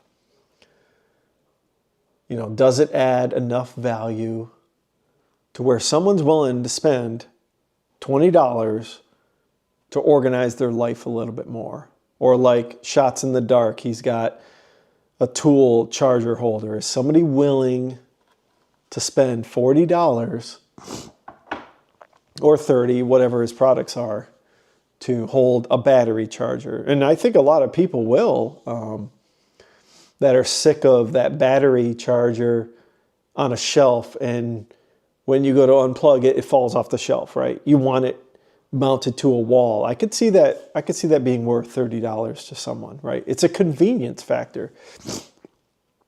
Excuse me. And I've said this on previous videos when I talk about building wealth, is what this country is all about, what people spend their money on, is convenience. Convenience, convenience, convenience. What can make your life easier? That's what sells out there. That's what people are spending their money on. People are spending $20 a day on Uber Eats or DoorDash, right? I watched this DoorDasher, one of this other YouTuber that, you know, I'm kind of, he was one of my subscribers long ago, and he used to comment on my videos, so I joined his DoorDash. He DoorDashes live streams all day. Every now and then I go on his channel, and it's like all day people are ordering $20 here, $20 here, $20 here for convenience, for convenience. The entire street, every street in America that has fast food, I call it Convenience Street. And that's because all the money that goes through there, they're not selling food, they're selling convenience, because you can sit there in your car and you can get fed.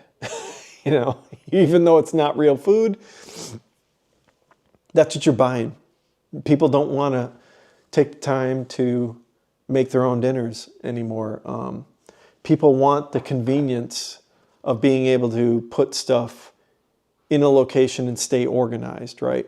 They want the convenience of, oh, I know where my wallet is. I know where my cell phone is. I know where my keys are. They're always on this thing, right? Yeah, I think if you're gonna try to build something unique in 3D printing, it's got to be useful. It's got to solve a problem. It's got to add convenience to someone's life. Now, you know, obviously, if you're printing toys, that's a little different market. Obviously, it's a good market though. If you can come up with a unique toy, 3D printing. I've been thinking about it, but I just haven't thought of anything that I think kids would use or have fun with. But you know, toys can be a good seller, that's for sure. Let's see here. I'll catch up with the chat. Let's see here. Glitter Fart says, that's why I find using it as a gift thing as the best, or a learning tool for the kids. Yeah, I totally agree there. With 3D printing, it is a great tool to help kids learn how to model, learn about, maybe a little bit about business, how to, you know, they can print some stuff, and I think kids are selling 3D prints at school, honestly. So that kind of can become a problem at schools if some schools don't, you know, allow it. Is that a ukulele in the background? Let's see here. No, a ukulele? No, I don't think so. I've got 2 ski photos up there. That's just my camera. I was doing a video. I recorded a few videos upstairs and I brought it down here. But no, I don't have a ukulele. Unless you're looking at something I don't see. Gamer Game, thanks for hanging out, man. I appreciate it. Honestly, I think the biggest untapped market are stores that wait for plastic versus being able to make more. Okay. Not to mention multi-material stuff that's easy. Multiple tool heads. Sure, we can do CYMK printing. We can also do 0.0001 circuits into the material. Yeah. You're talking like really advanced stuff with these prints. Yeah, I agree. I think that obviously, something like this that's kind of niche. I think that you got to look for the properties of the 3D printer that the plastic injection molded companies don't have, right?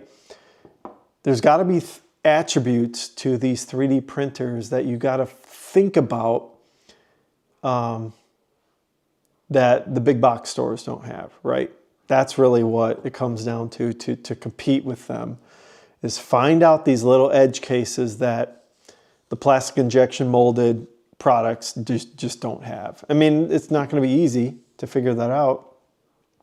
When you look at the detail of a plastic injection molded product, like let's say a toy figure, they're very detailed and they've got moving parts sometimes in them. They've got electronics in them. So it is really hard to compete with the mass volume Chinese products, because that's all there are. In all of these stores, it's all Chinese products. So it's not easy, to compete, definitely.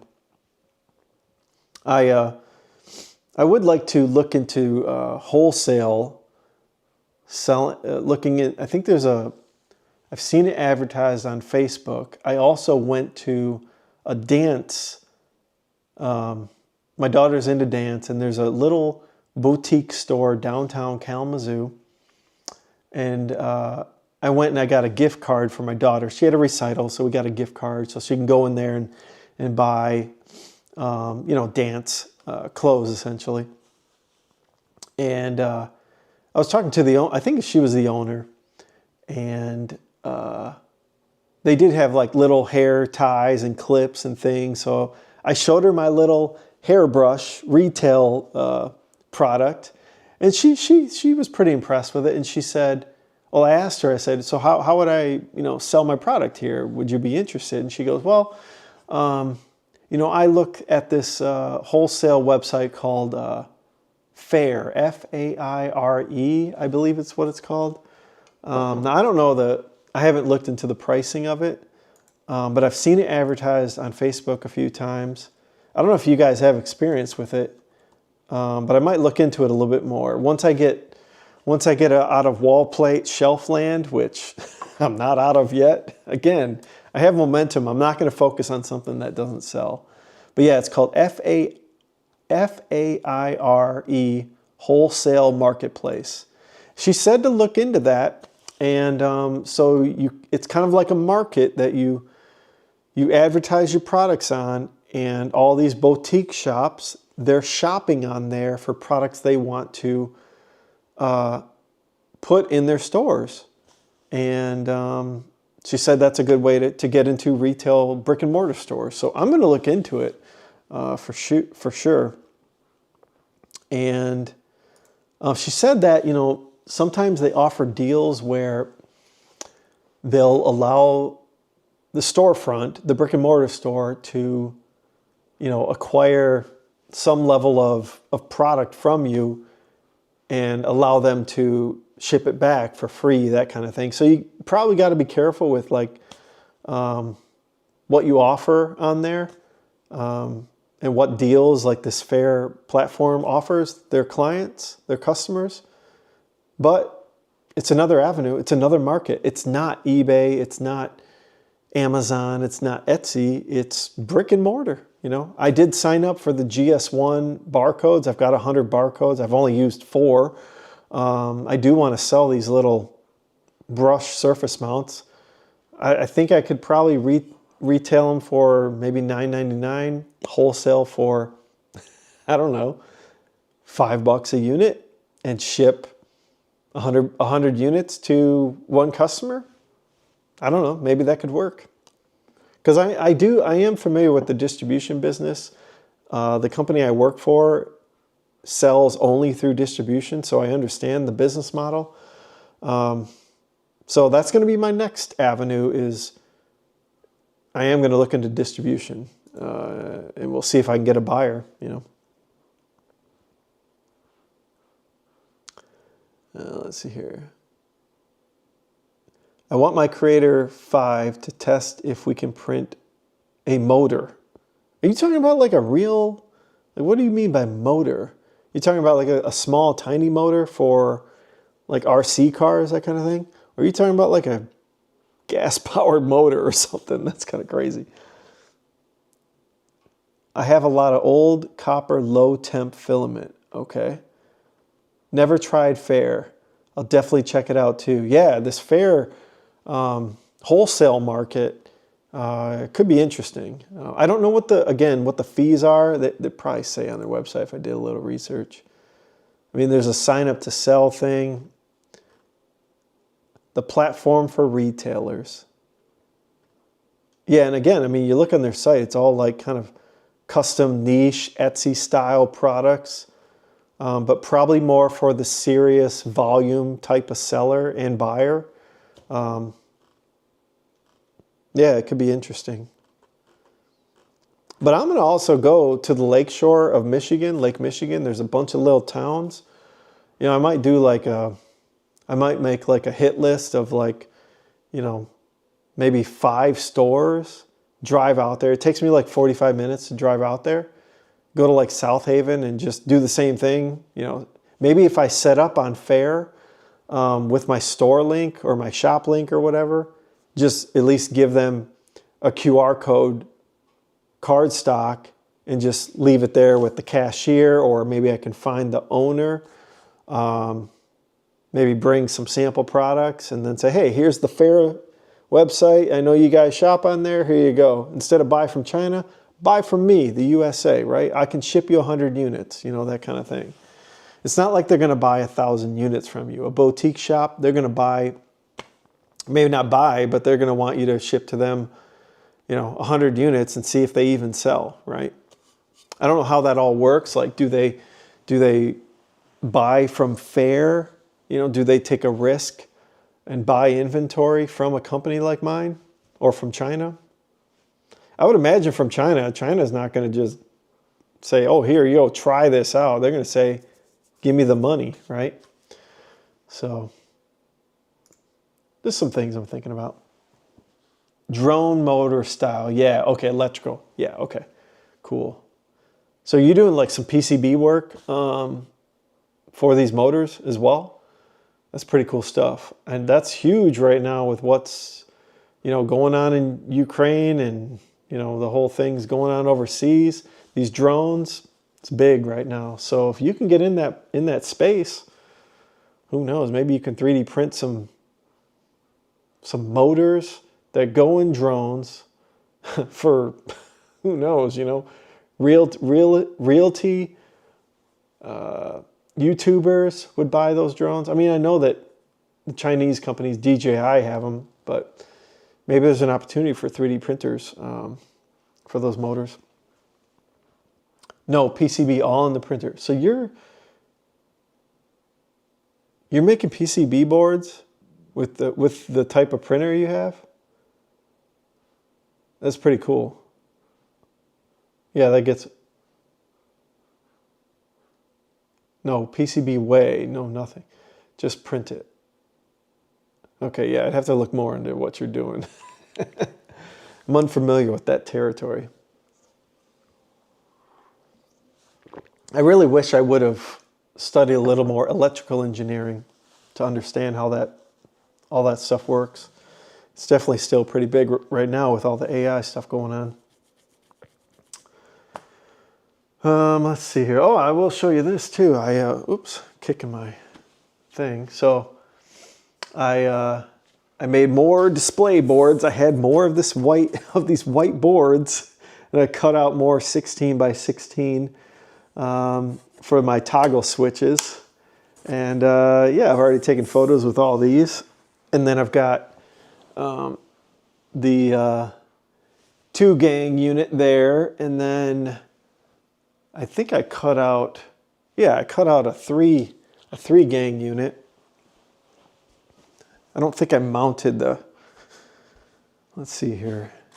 I have the little light switches here, but I don't think I Yeah, I printed the 3-gang unit. This is the only print I have, but it was just a test print. But I need to, make sure everything fits properly on a 3-gang wall unit. I don't think I made the box yet, though. I don't even remember. I've been doing so much work that it's hard to remember what I even finished.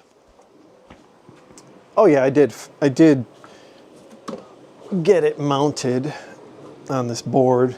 I just haven't put the little toggle switches in. So now I've got a 3-gang little plate that I can take photos in my light box in. So that's good. I've got like, I think like 8 or 9 of these now. But they work out well. I don't have to like install this stuff all over my house. I do from time to time if I'm trying to take a little bit different lifestyle photo. But yeah, I do have one. I was going to mention too. Again, you guys will probably hear this. If you watch my videos, you'll hear me talk about these things again in my long form videos. I don't mind spilling the beans on the live stream. I think it's fun. It's fun to talk about what my thoughts are on future videos and what I'm learning.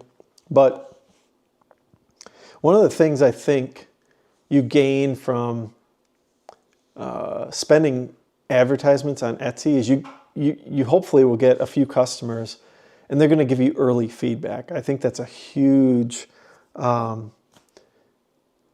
advantage to getting your product to a point where people are going to actually enjoy the product, find the value in the product, and get that conversion rate up, right? That's the hardest thing, is to get people to convert. So my first customer on Etsy, she gave me great feedback, and I think I did a video on it, yeah, that the shelf needed to be deeper and the plate needed to be a jumbo plate. And I did end up shipping those to her. She didn't respond back. She was busy or something. I ended up shipping the replacements to her anyways. And she did respond back afterwards saying, "Oh, you didn't have to do that, Dan, but I appreciate it." And I said, not a problem. I want your experience to be great. And, if you could maybe leave me my first review on Etsy, I'd appreciate it. And she did respond back. She said that the plates worked out perfect for her new construction and the jumbo plates. And she said that the depth was a great addition. So I'm really happy I did that. And then she gave me an idea for, for making a new product line for these shelves. Now, there is like a competitor or two on Etsy for these shelves, but I think I've seen them. They put the shelf on top, and but she said that my shelves are extremely sturdy and thicker walls essentially. But she puts like a Bose speaker on this shelf in her bathroom or something. And it's kind of flimsy. So she said that if I could make a speaker edition for this product, I could probably find the Bose and the Amazon Echo, and I've got a Google Home, whatever. I could find all the different types of speakers that are kind of out there, and maybe I could focus on like maybe a speaker only version. It's kind of niche. Maybe it would work. I don't know. I don't know if I want to continue doing an even more niche product for that, specifically for speakers, but maybe I will. It might be kind of fun. But it's great to get ideas from customers who've been in the market. They've seen the competitors. They have the competitor's product, and they're giving you an idea to beat your competitors out. So I might just take her advice. She's given me great advice so far, I think. So yeah. Man, 3D printers have come so far in the last few years. Yeah, and I think it's a great time to get into the space because they are, they are at a point where you can be competitive with, maybe a low volume manufacturer from China. I don't know about high volume. I guess you could buy 100 3D printers. You could be competitive with the Chinese. Shipping's expensive, and it's going to get more expensive with, the price of oil. That could get more expensive, and you don't know it. We could get 30% tariffs tomorrow, 50%, 100% tariffs on China. This whole, bromance between Trump and President Xi could go south overnight, right? Anything could happen geopolitically. And if those tariffs go up like a crazy amount and oil goes up, you will have more opportunities. That's, I don't want to get into the politics of things, but that could happen. And these 3D printers are a good opportunity. Now, the only problem is they're all made in China. So if you're trying to get more Bamboo Lab printers, you're going to have some problems if the tariffs go up, right? So it's a catch-22. But yeah, it's amazing. And, like you said, the multi-tool head stuff. So you're saying like, even like laser engraving and laser cutting, and I don't know, you probably know more about this than I do. There's probably more capabilities. Like you said, like it sounds like you're saying that PCB stuff can be injected into what you're making. So yeah, they're getting crazy, and it just gives you more opportunity to be creative, right, at the end of the day. Yeah, that's what's up, man. Yep. It's one of those things that is a great idea for a custom model to get your name out there. Yeah. There are 100 things in the local hardware store that I can make cheaper than they can buy them. Yeah, that's what you got to find if you want to get into the brick and mortar is, okay, how can you, if it's something that you're trying to undercut, if you think you can make whatever it is that they have and undercut, or maybe not even undercut, but, well, undercut. You want to undercut the competitors, right? But even offer a lower risk, because here's the thing. With China, they have to buy in bulk. They have to buy inventory. That sucks, right? Let's say a hardware store has to buy, I don't know, 100 parts or even 1,000 parts. That's expensive for them. They got to hold inventory. That sucks. What if you could go to that local hardware store, make the same part equivalent in quality, lower the price, maybe, or at the price parity, but you can deliver sort of an on-demand, right? You can deliver 10 at a time or 20 at a time, not 100 or not 1,000. And again, they have to wait for a boat. They're not going to air ship it. They got to wait 2 months for XYZ part to come. That's another video I think I'm going to do. I was talking to people at my work because we import stuff all the time, and that's a problem that we're having is inventory problems. You have to buy, an MOQ, minimum order quantity, and that's an advantage 3D printers have. So if you can make an equivalent part for an equivalent cost or less, you got an opportunity there. You just got to find what that is, right? So exactly, the on-demand part is the issue. Yeah. You're saying for brick and mortar or any event, for any market, the on-demand part is what they want, I would believe, or at least minimal inventory that they would have to hold. Because again, if you buy a bunch of stuff and it doesn't sell, what do you have to do? You have to sell it for pennies on the dollar to a cheaper market, and that sucks. It's like the TJ Maxx effect, right? The big brand names, they come up with a new design, they buy thousands or hundreds of thousands of units, and then it just flops. And then what do they got to do? They got to go sell it on TJ Maxx, on the third market, on the lower markets, right? I'm sure hardware stores and other retailers, they got to do the same thing. They have to buy a bunch of cheap Chinese inventory. You see them, you go to these boutique stores and they got all the boxes, all with, they're all from China. You can tell like what's on the boxes. And they've got hundreds of them in little back rooms. If you just look in the back room, You'll see all the inventory these stores hold. And that's why they come and go, right? Little boutique stores, they start a business, they buy all this inventory, tons of inventory, and then nothing sells, and they got to sell it for pennies on the dollar, and then they go out of business, you know? It's not always a winning solution, these boutique stores, the brick and mortar stores, because that's always the problem is the damn inventory. So yeah, if you don't have it, you can't sell it. Exactly. Yeah, you got to buy a quantity. You have to Alibaba, AliExpress. When you buy parts from there, you know, whether it's a finished good or just a part that you're making for something. I haven't bought from Alibaba in years, but I know that you have to buy in bulk, right? Everything from China, you got to buy in bulk. They're not going to ship it here onesie twosie. You can't just call up China and be like, yo, bro, can I get 10 sample units? Can I get 5 units and see if they sell? No, you got to buy, you know, hundreds of them. Or you have to buy it from a wholesaler in the United States, which they have to actually hold the risk as well. So, you know, it's business. Business is tough, right? Yeah,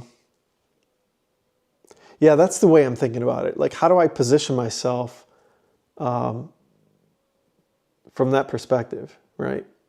And the fair thing, doing wholesale through fair, I don't know how things work on there, but I wonder if you could say, hey, I offer trial runs. Here's 10 units. Here's 20 units. There's probably an MOQ that vendors have, sellers have on fair, and then buyers are probably looking for vendors with low MOQs because they don't want to take the risk, right? Like that little boutique shop I'm talking about, the little dance studio I'm talking about. It's not a studio, it's just a dance store.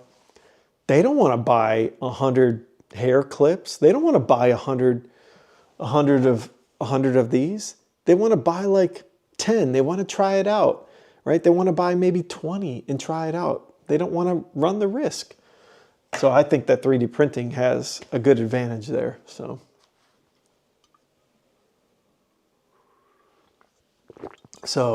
yeah, I love talking about business. I'm not I don't consider myself an extremely successful business person, running a business, doing the logistics.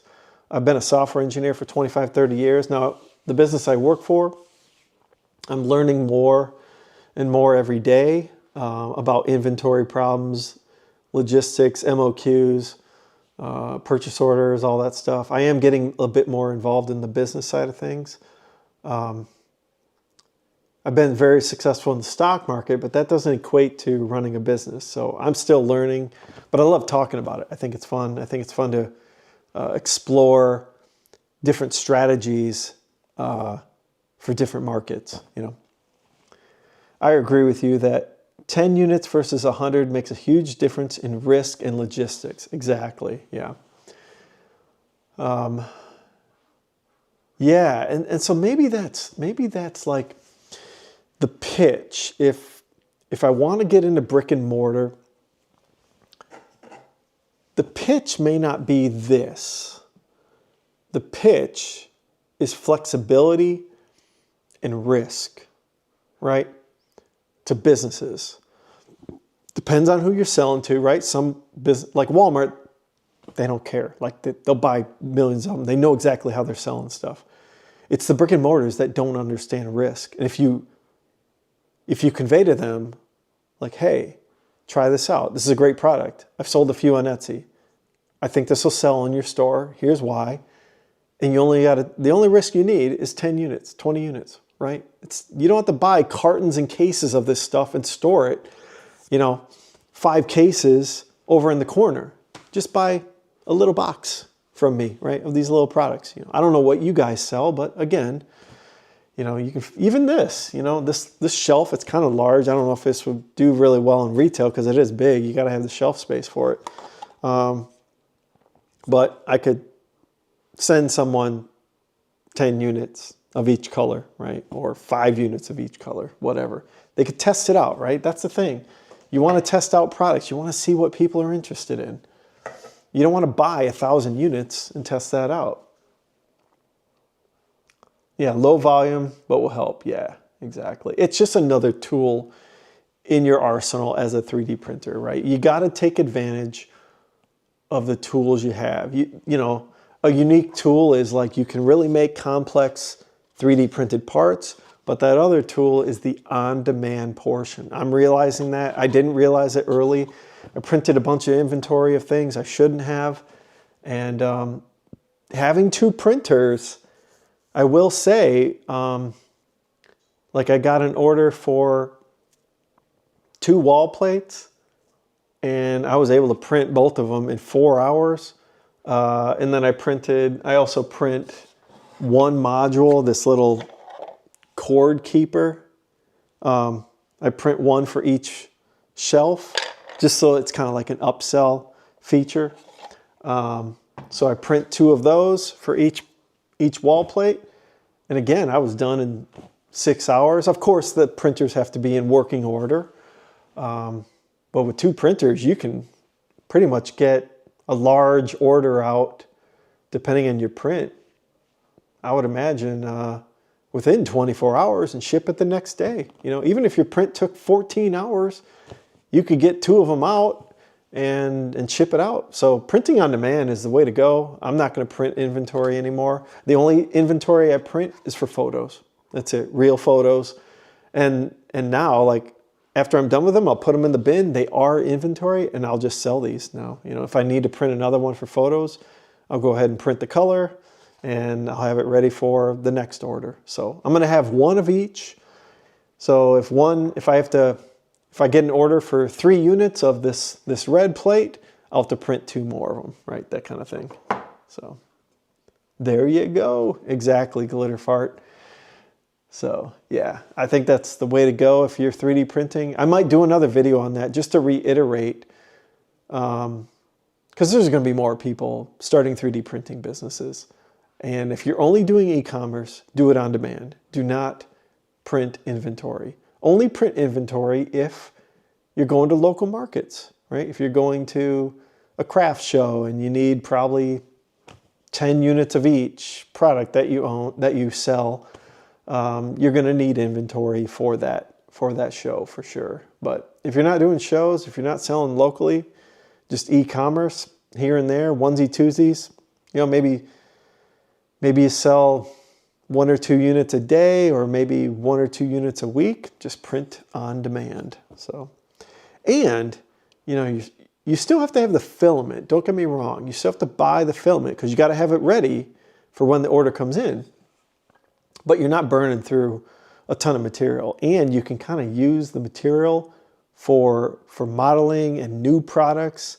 I'm spending more time printing new products on the printers than printing inventory, and that's what matters is iteration, iteration, iteration, iteration. Make the product better, because then you're offering more value to your customers when they see the product. Even this product, I'm even considering a 5th iteration. I don't know if I'm going to do this, but you know, for the light switch here, if you got stuff stored in here, like maybe you want a little divider here, okay?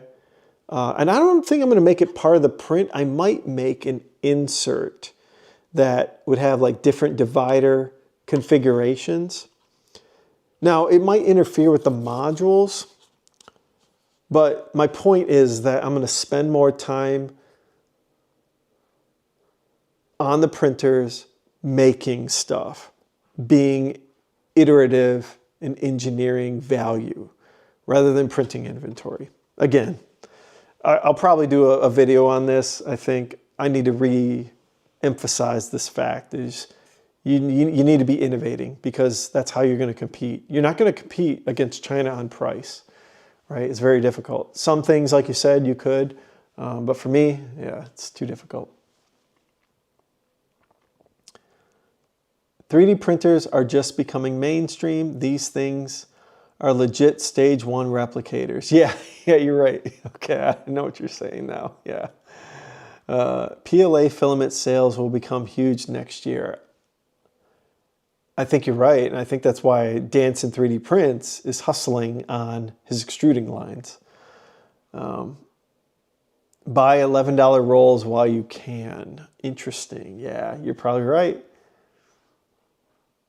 A keyring holder is the biggest addition you need to get on. Yes, that is going to be my next module, and I'm going to hustle on that. I will get it done. Probably, I might get it done this weekend, most likely. That's an easy thing to model out and print. I think that's what I'm going to, instead of this this cable keeper module that I'm shipping with the wall plates, I think I'm going to ship the keyring holder. Now, I think it would be good to get that sale to convince, but I think shipping a keyring holder with these products makes sense for adding a lot of value. People don't like losing their keys, right? That's probably more important than a cable keeper. And people will come back and buy another keyring holder. Yeah, the cable keeper is pretty solid too. Not everyone is going out and buying a little 1-footer. They usually got like, a little 2 or 3, 4-footer cable, and the cable keeper is kind of nice. Now this one, unfortunately, this one's one of these flat ones, so that my cable keeper won't even work on that because this is too thick. But most people have just the little round ones, so. Yeah, people will need more than one key holder. Exactly, yep. I think the key holder will be a good one. I really do like this little, I think I'm calling it the Cozy Cradle, the Cozy Cradle. If you can kind of see that, for your sunglasses or your glasses. I really like this just from that perspective. Now, the only problem is if your wall plate or your light switch is too close to the counter, this won't work as well because it's going to kind of like just lay on the counter. But then I do have this other, I'm plugging my products a little bit. I'm not really like trying to plug the products a ton to get people to buy from the YouTube channel. I never really was thinking that way. I'm thinking more like Etsy, that kind of thing. But yeah, I got this, I really like this glasses thing. I made it kind of deep because my sunglasses were the little, what do you call these things? The ear lobe holders or whatever you call. They go out quite a ways. And for safety glasses, they're kind of thick. So I really like this for like for a workbench, tool room kind of thing for safety goggles. Again, it's like little stuff needs a place, right? So, yep, I gotta list those. The Cozy Cradle, I gotta list the glasses, the lip balm, the toothbrush holder, and then the key ring holder. That's definitely one. I gotta get that one printed, modeled, and listed.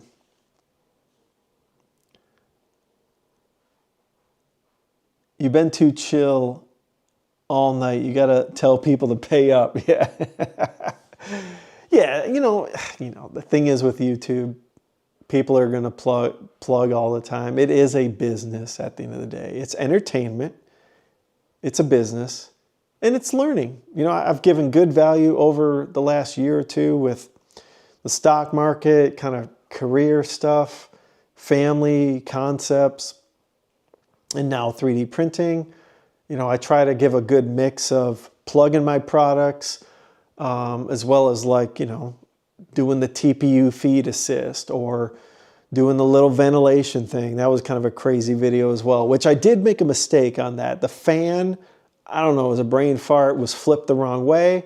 I ended up having to take them apart and flip the fan, and it did work 100 times better. And then I had to update the video. I had to cut out a little section because I don't want to be giving out information that's incorrect, but people make mistakes, right?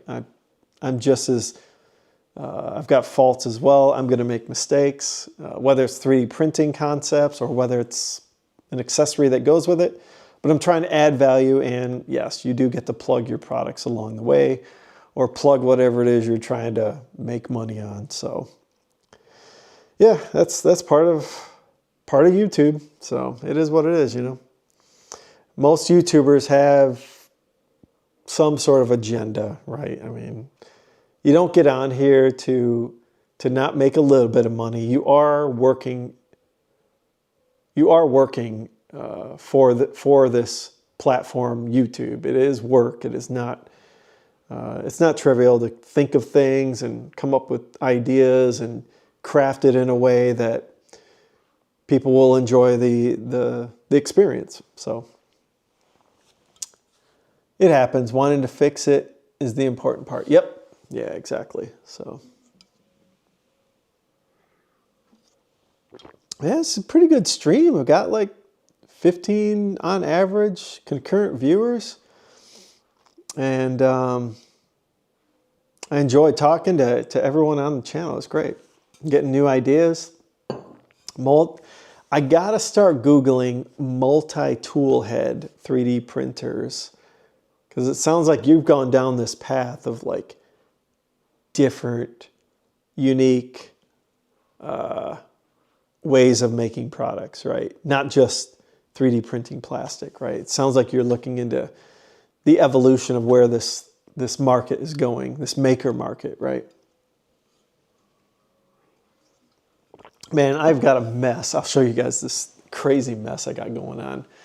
You've probably seen some of my videos of my office upstairs, and I kind of redid my office. I moved my desk in front of the window, and now it's just a standing desk. I'm not even using it to sit down, which I like. And I'm going to do a video on that too, talking about the health benefits of 3D printing, because I'm realizing that I've been up and moving a lot more in my house to take prints off the plate, you know, doing maintenance on the printers, loading filament in the AMS. And I think there's some health benefits to 3D printing because you're active. You're actually being active. So I'm going to do a video on that too. But anyways, yeah, my office, my Lego area, I've got these shelves of, you know, Legos displayed, was a mess. It was a hot mess. My son had built all these Star Wars Legos, these little ones, and just kept building them and putting them everywhere. And this is what I have to take apart all of these Legos. Most of them are like Star Wars Legos. There's a couple of cars over there. And so I got to take apart all these Legos. They're on my bar down here. Now this one was one of my sets. This is an old Blacktron set from the 1980s or 90s. That was one of mine. I do have to take that apart. That's a blacksmith one, which is kind of the castle theme. I got to take apart that. I got to take apart all these Legos.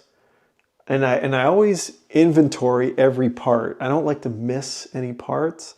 And if I am missing them, I'll order like the individual parts from Bricklink.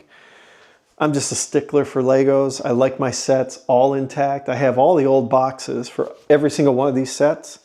So I'll Ziploc them all up. And then I'll also, I need to dust all of these. I'll take a toothbrush and I'll go in and I'll, if they're really bad, I'll like scrub them with soapy Dawn dish soap, water. I'll dry them out on a bunch of towels. I love my Legos. It's like old man toy, you know. I'm just like, they call us AFOLs, adult fans of Lego. It's like a whole crew of people that are into this stuff. And again, too, you know, YouTubers do pretty well with the Lego stuff. I thought about doing that. I don't know. I'm still more into business, to be honest. And but I do enjoy the Legos from time to time. Who knows? I might do a little.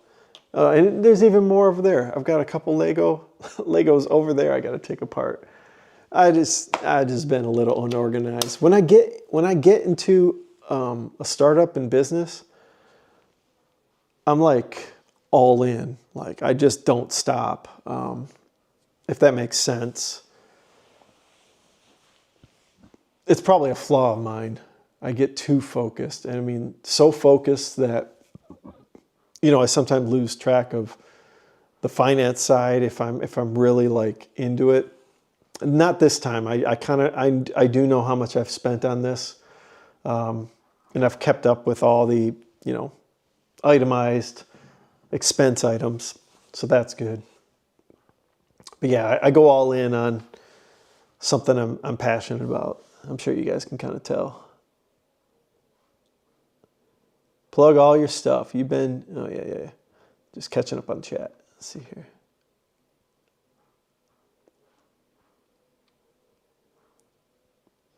I helped start Reprap 14 years ago, then walked away. I'm not sure what that is. Maybe it's a misspelling. R-E-P-R-A-P. Laughing out loud. That's a hell of a collection. Why are you taking them apart? Well, because they need to be stored. When you take them apart, they take up less space, and you can put them back in the boxes. I keep all the boxes. Plus, I like to kind of rotate and have new sets out and about. So I've emptied a few shelves up in my office. So I'm going to maybe put together some new sets and all that. So I kind of take apart the old sets, box them up, put together some new sets, that kind of thing. Just got to make room. Exactly. Yep. Okay, you said way more than 14 years, I meant, yeah. Did you have a startup 14 years ago, then walked away, kind of thing? I assume? Yeah, I did a startup 20 years ago. It's been a long time.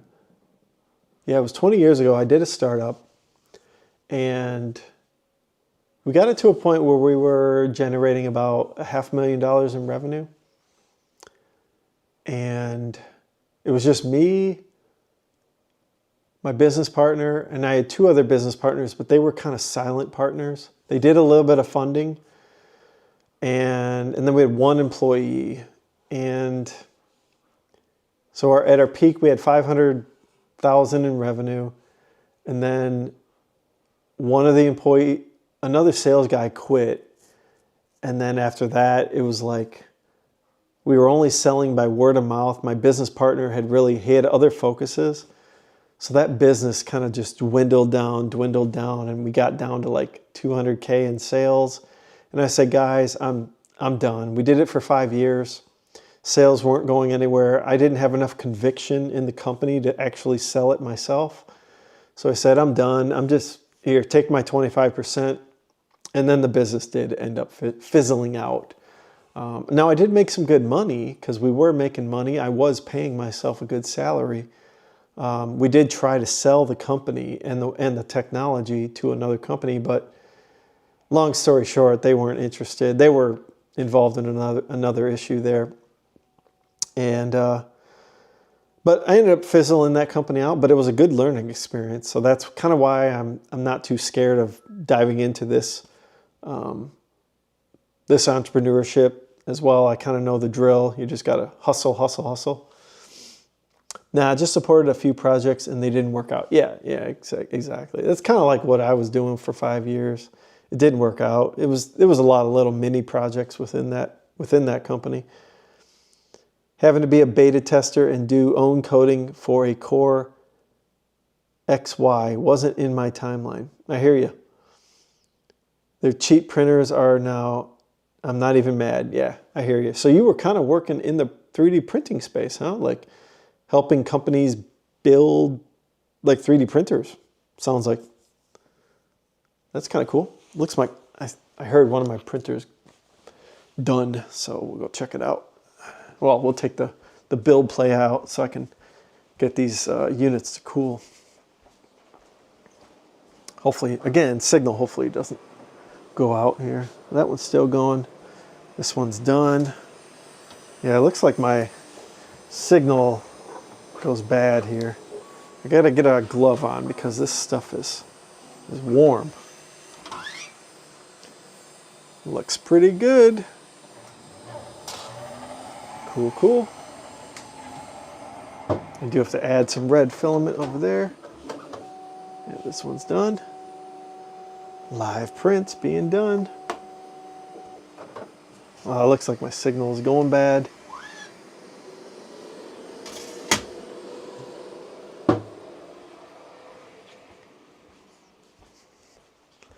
I don't know if that was choppy. It could have been, but those 2 prints are done.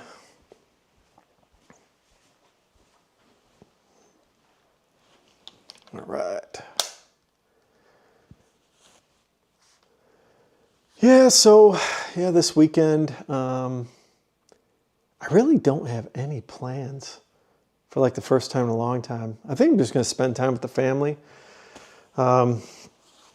We got this this digital calendar, you know, where you can kind of plan the family schedule and all that for Mother's Day. I got it mounted up in our kitchen, and there's this like little point system where the kids have tasks, and they're all about it. They're picking up after themselves, guys. These little calendars. If your kids are lazy, this might work for you. I don't know. It's working for my family so far. We'll see if it lasts a long time. But anyways, so we're doing a point system where, you know, if they get up to like 50 points, they get a certain treat. Maybe it's ice cream or a movie. Or they can save their points, bank their points, and get up to 100 points. And we're doing like a little family sleepover where the kids, they get the spare beds, they bring them to our room, and we have a little camp out together. So that's going to be what we do this weekend. So we're going to do that. My son saved up for that. You know, it's a little camp out kind of thing. Now my daughter, I don't think she'll bank the points. I think she'll spend the money as soon as she gets it, you know, or whatever it is. The points kind of equate to money in a sense, right? Ice cream, or, you know, one of them was like go out shopping or something like that, or maybe get something from Amazon. So, you know, that's something we'll do this weekend. I got a little bit of yard work to do. I need to plant some grass. I got a few bald spots around the house. What else should I do? I'm going to model that key ring hook for sure. Probably do some sample prints for that. Maybe I'll play a little bit of video games with my son too. He always likes to play Mario Kart, so I might work on that with him. That's always fun to play a few video games. So, only a little hiccup, sweet. Pink nail polish, yep. Yeah, I need to look into, maybe I might extend, I don't know if they still sell my wireless routers. Oh, there's the sound of the 3D printer. After I installed those exhaust fans, at the end of the print, it runs the exhaust fan at 100% for like maybe 2 or 3 minutes, and then it officially finishes. Even though you can take the print out and let it cool, it'll still run the exhaust fans to get whatever fumes are in there out. What was I saying? Yeah, that's the plans for the weekend. You know, spend time with the family. Getting ready for summer vacations. We booked a vacation. We're going out to San Diego. I'm pretty excited about that. My wife and I have been out there twice. And, you know, it's a long plane ride. The plane tickets weren't cheap. But we want our kids to see the ocean, that side, and the cliffs, like along the California coast, Torrey Pines area, that type of stuff. And San Diego has a big military aircraft carrier museum. I think that'll be pretty cool. My kids have never seen anything that big, or never really been to a city kind of that populated. And San Diego is kind of like Hawaii, like it's got a real temperate temperature out there. So we're looking forward to that. And, you know, it's not like a Disney vacation where it's like tons of crowds. We're just doing an Airbnb with a pool and a jacuzzi. So we're going to just chill out there, spend 9 days out there. I'll probably do a couple vlogs, show you guys the view and all that. I think that'll be kind of fun. Looking forward to that. And then, of course, we got like kids camps this summer. I think my daughter's doing maybe a cheer camp, maybe a dance camp. My son, I think he's doing a baseball camp, maybe a soccer camp. I got to check the schedule. It's already getting booked up the whole summer. So, WTF, going to San Diego? You have family there, I hope. Weird place to go for a vacation, to be honest. You know, I don't know. I haven't been there in maybe 10 years. I don't know if it's changed much. But we did like it there. You know, there's like some hoity-toity places like La Jolla. There's seals there. I know California, it's got its kind of homeless problems and, you know, city problems. I do agree with you there. That's why I'm hesitant to like do a San Francisco trip. I don't know. It's hard to say. I'll let you know. You know, I'll let you know how it is out there. We stayed at Pacific Beach last time. We didn't have any issues there. I thought it was pretty nice. The San Diego Zoo was pretty nice. Yeah, I don't know. We'll see what happens. We'll see if it's nice out there. Lived in San Diego for 7 years. Loved it there. Yeah, the 2 times I've been there, I loved it. I went with, we did like a birthday bash there where we did, before we had kids, my wife and I flew out there for a 4-day weekend. And we got a stretch limo, went downtown to the gas lamp district, you know, did the whole clubbing, bar hopping thing when we were like in our 20s. That was a lot of fun. But then we went back there with my in-laws on Pacific Beach. There's a pier there, and we had a great time. I did some surfing. I think I'm going to bring a wetsuit. I don't know if I'll be able to surf. My knees these days. And I have lost weight, so, and I feel pretty good, pretty decent right now. I do have some aches and pains, but I do want to try surfing again. And it is cold in the Pacific in San Diego, but I want to try it again, and I'm sure my kids will get a kick out of it. I got this cricket here in my basement. I don't know if you can see it yet. He's like kind of big. Ew. I need to take care of that thing. I just saw it crawling around. I thought it was a spider or something. But yeah, I don't know. Yeah, best of luck for me. Yeah, thanks. I appreciate it. I think it'll be nice. I don't know. I heard some things online that it is supposedly a good place to go with a family. So we'll see, you know. I've been looking at stuff to do. There's like a rock climbing place to go. There's a bunch of rock climbing walls. My kids are into that. There's this Torrey Pines Park on the ocean. I want to take them there, check that out. I don't think I'm going to go up to LA. I've been there a few times. I'm not interested in LA. Malibu's interesting, but it's really far from San Diego, so I'm not too interested in that. I have a cousin that lives out in LA. He's a YouTuber as well. He's blown up. He's got 200,000 subscribers. They're making a living now just on AdSense. They film these quinceañeras, you know, like where like a 14-year-old girl kind of becomes a woman and has a party. It's kind of like a reality show, and they interview all the kids and all that. And yeah, they're at 200,000 subscribers, and they got millions and millions of views. So good for him. You know, he used to work for like Viacom and out in Hollywood or whatever. And then they had like a bunch of layoffs. And I told him, I said, dude, you are good at what you do. Start a YouTube channel, go buy whatever equipment you need and make it happen. And he did. And so I'm pretty proud of him for doing that. So we might maybe visit with them for maybe an afternoon or something like that. Maybe go to Legoland. I know that amusement park's there. So I think we are going to do that. So we'll see. But then our other vacation is we're just going to the lake shore of Lake Michigan for a week with my in-laws. And we usually try to do that once a year. We'll go out to one of these lakeshore towns. There's South Haven, Grand Haven, Saugatuck, Ludington, Traverse City.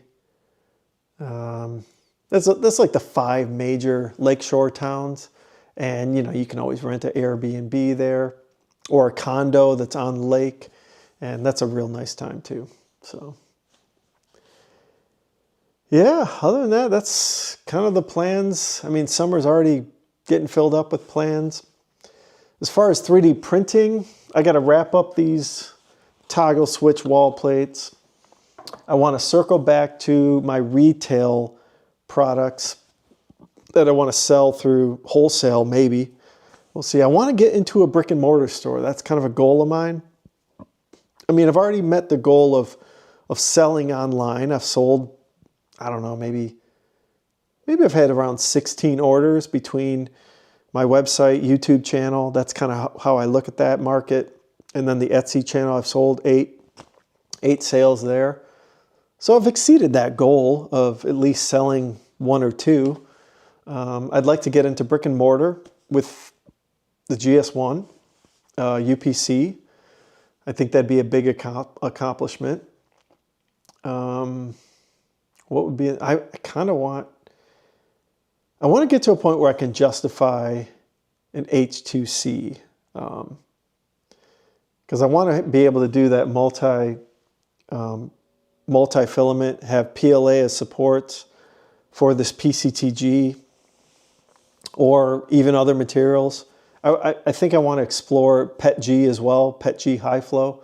That's another goal for maybe this summer.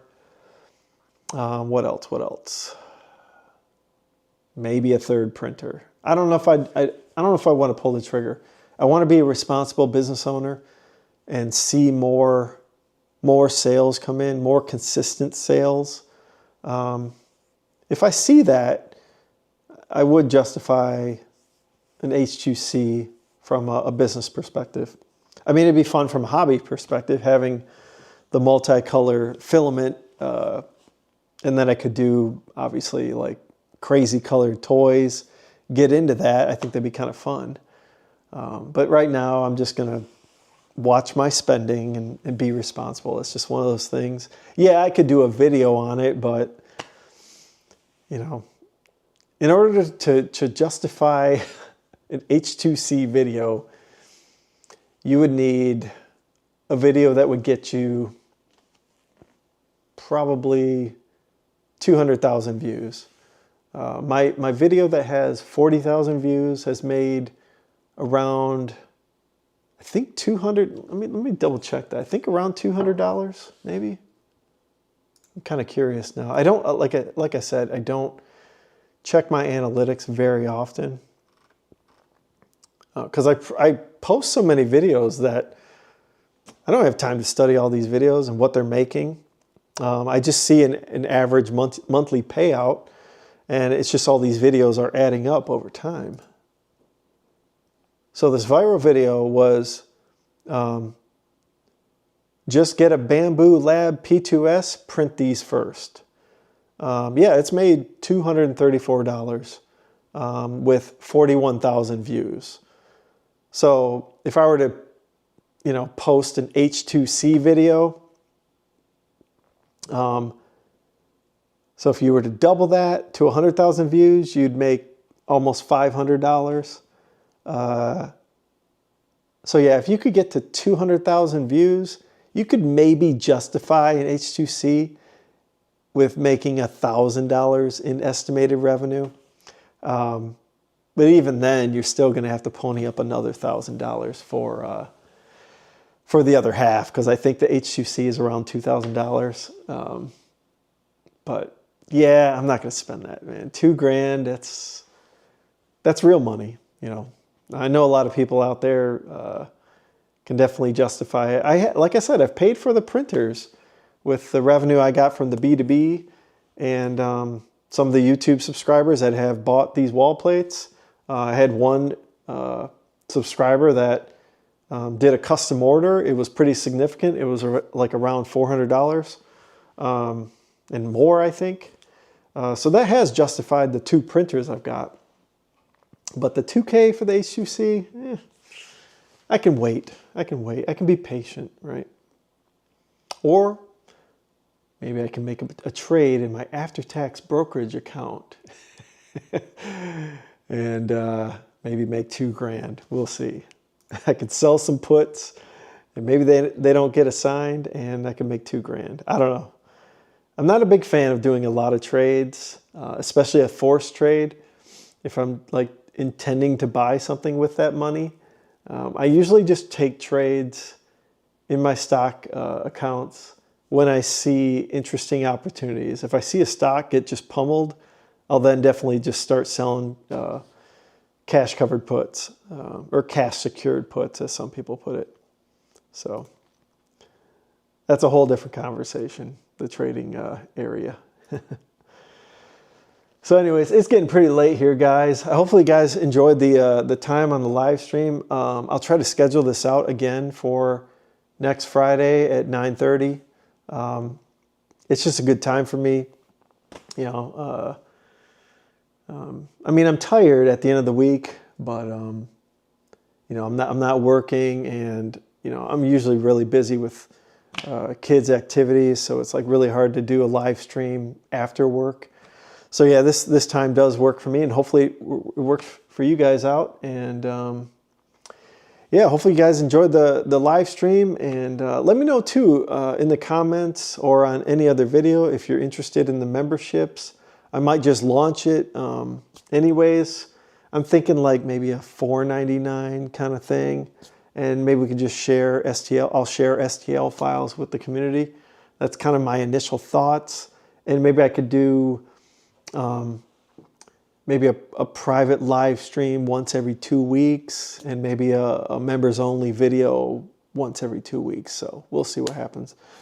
I got to get this cricket pretty soon as well. He's still crawling around down here. So anyways, you guys have a great night. Have a great 3-day weekend, and be on the lookout. I do have a video ready for Sunday. So yeah, everyone have a great weekend and have a good night. Later, guys. I got to end the live stream. How do I do this again? Oh, I can do it right here from this screen. All right, later, guys.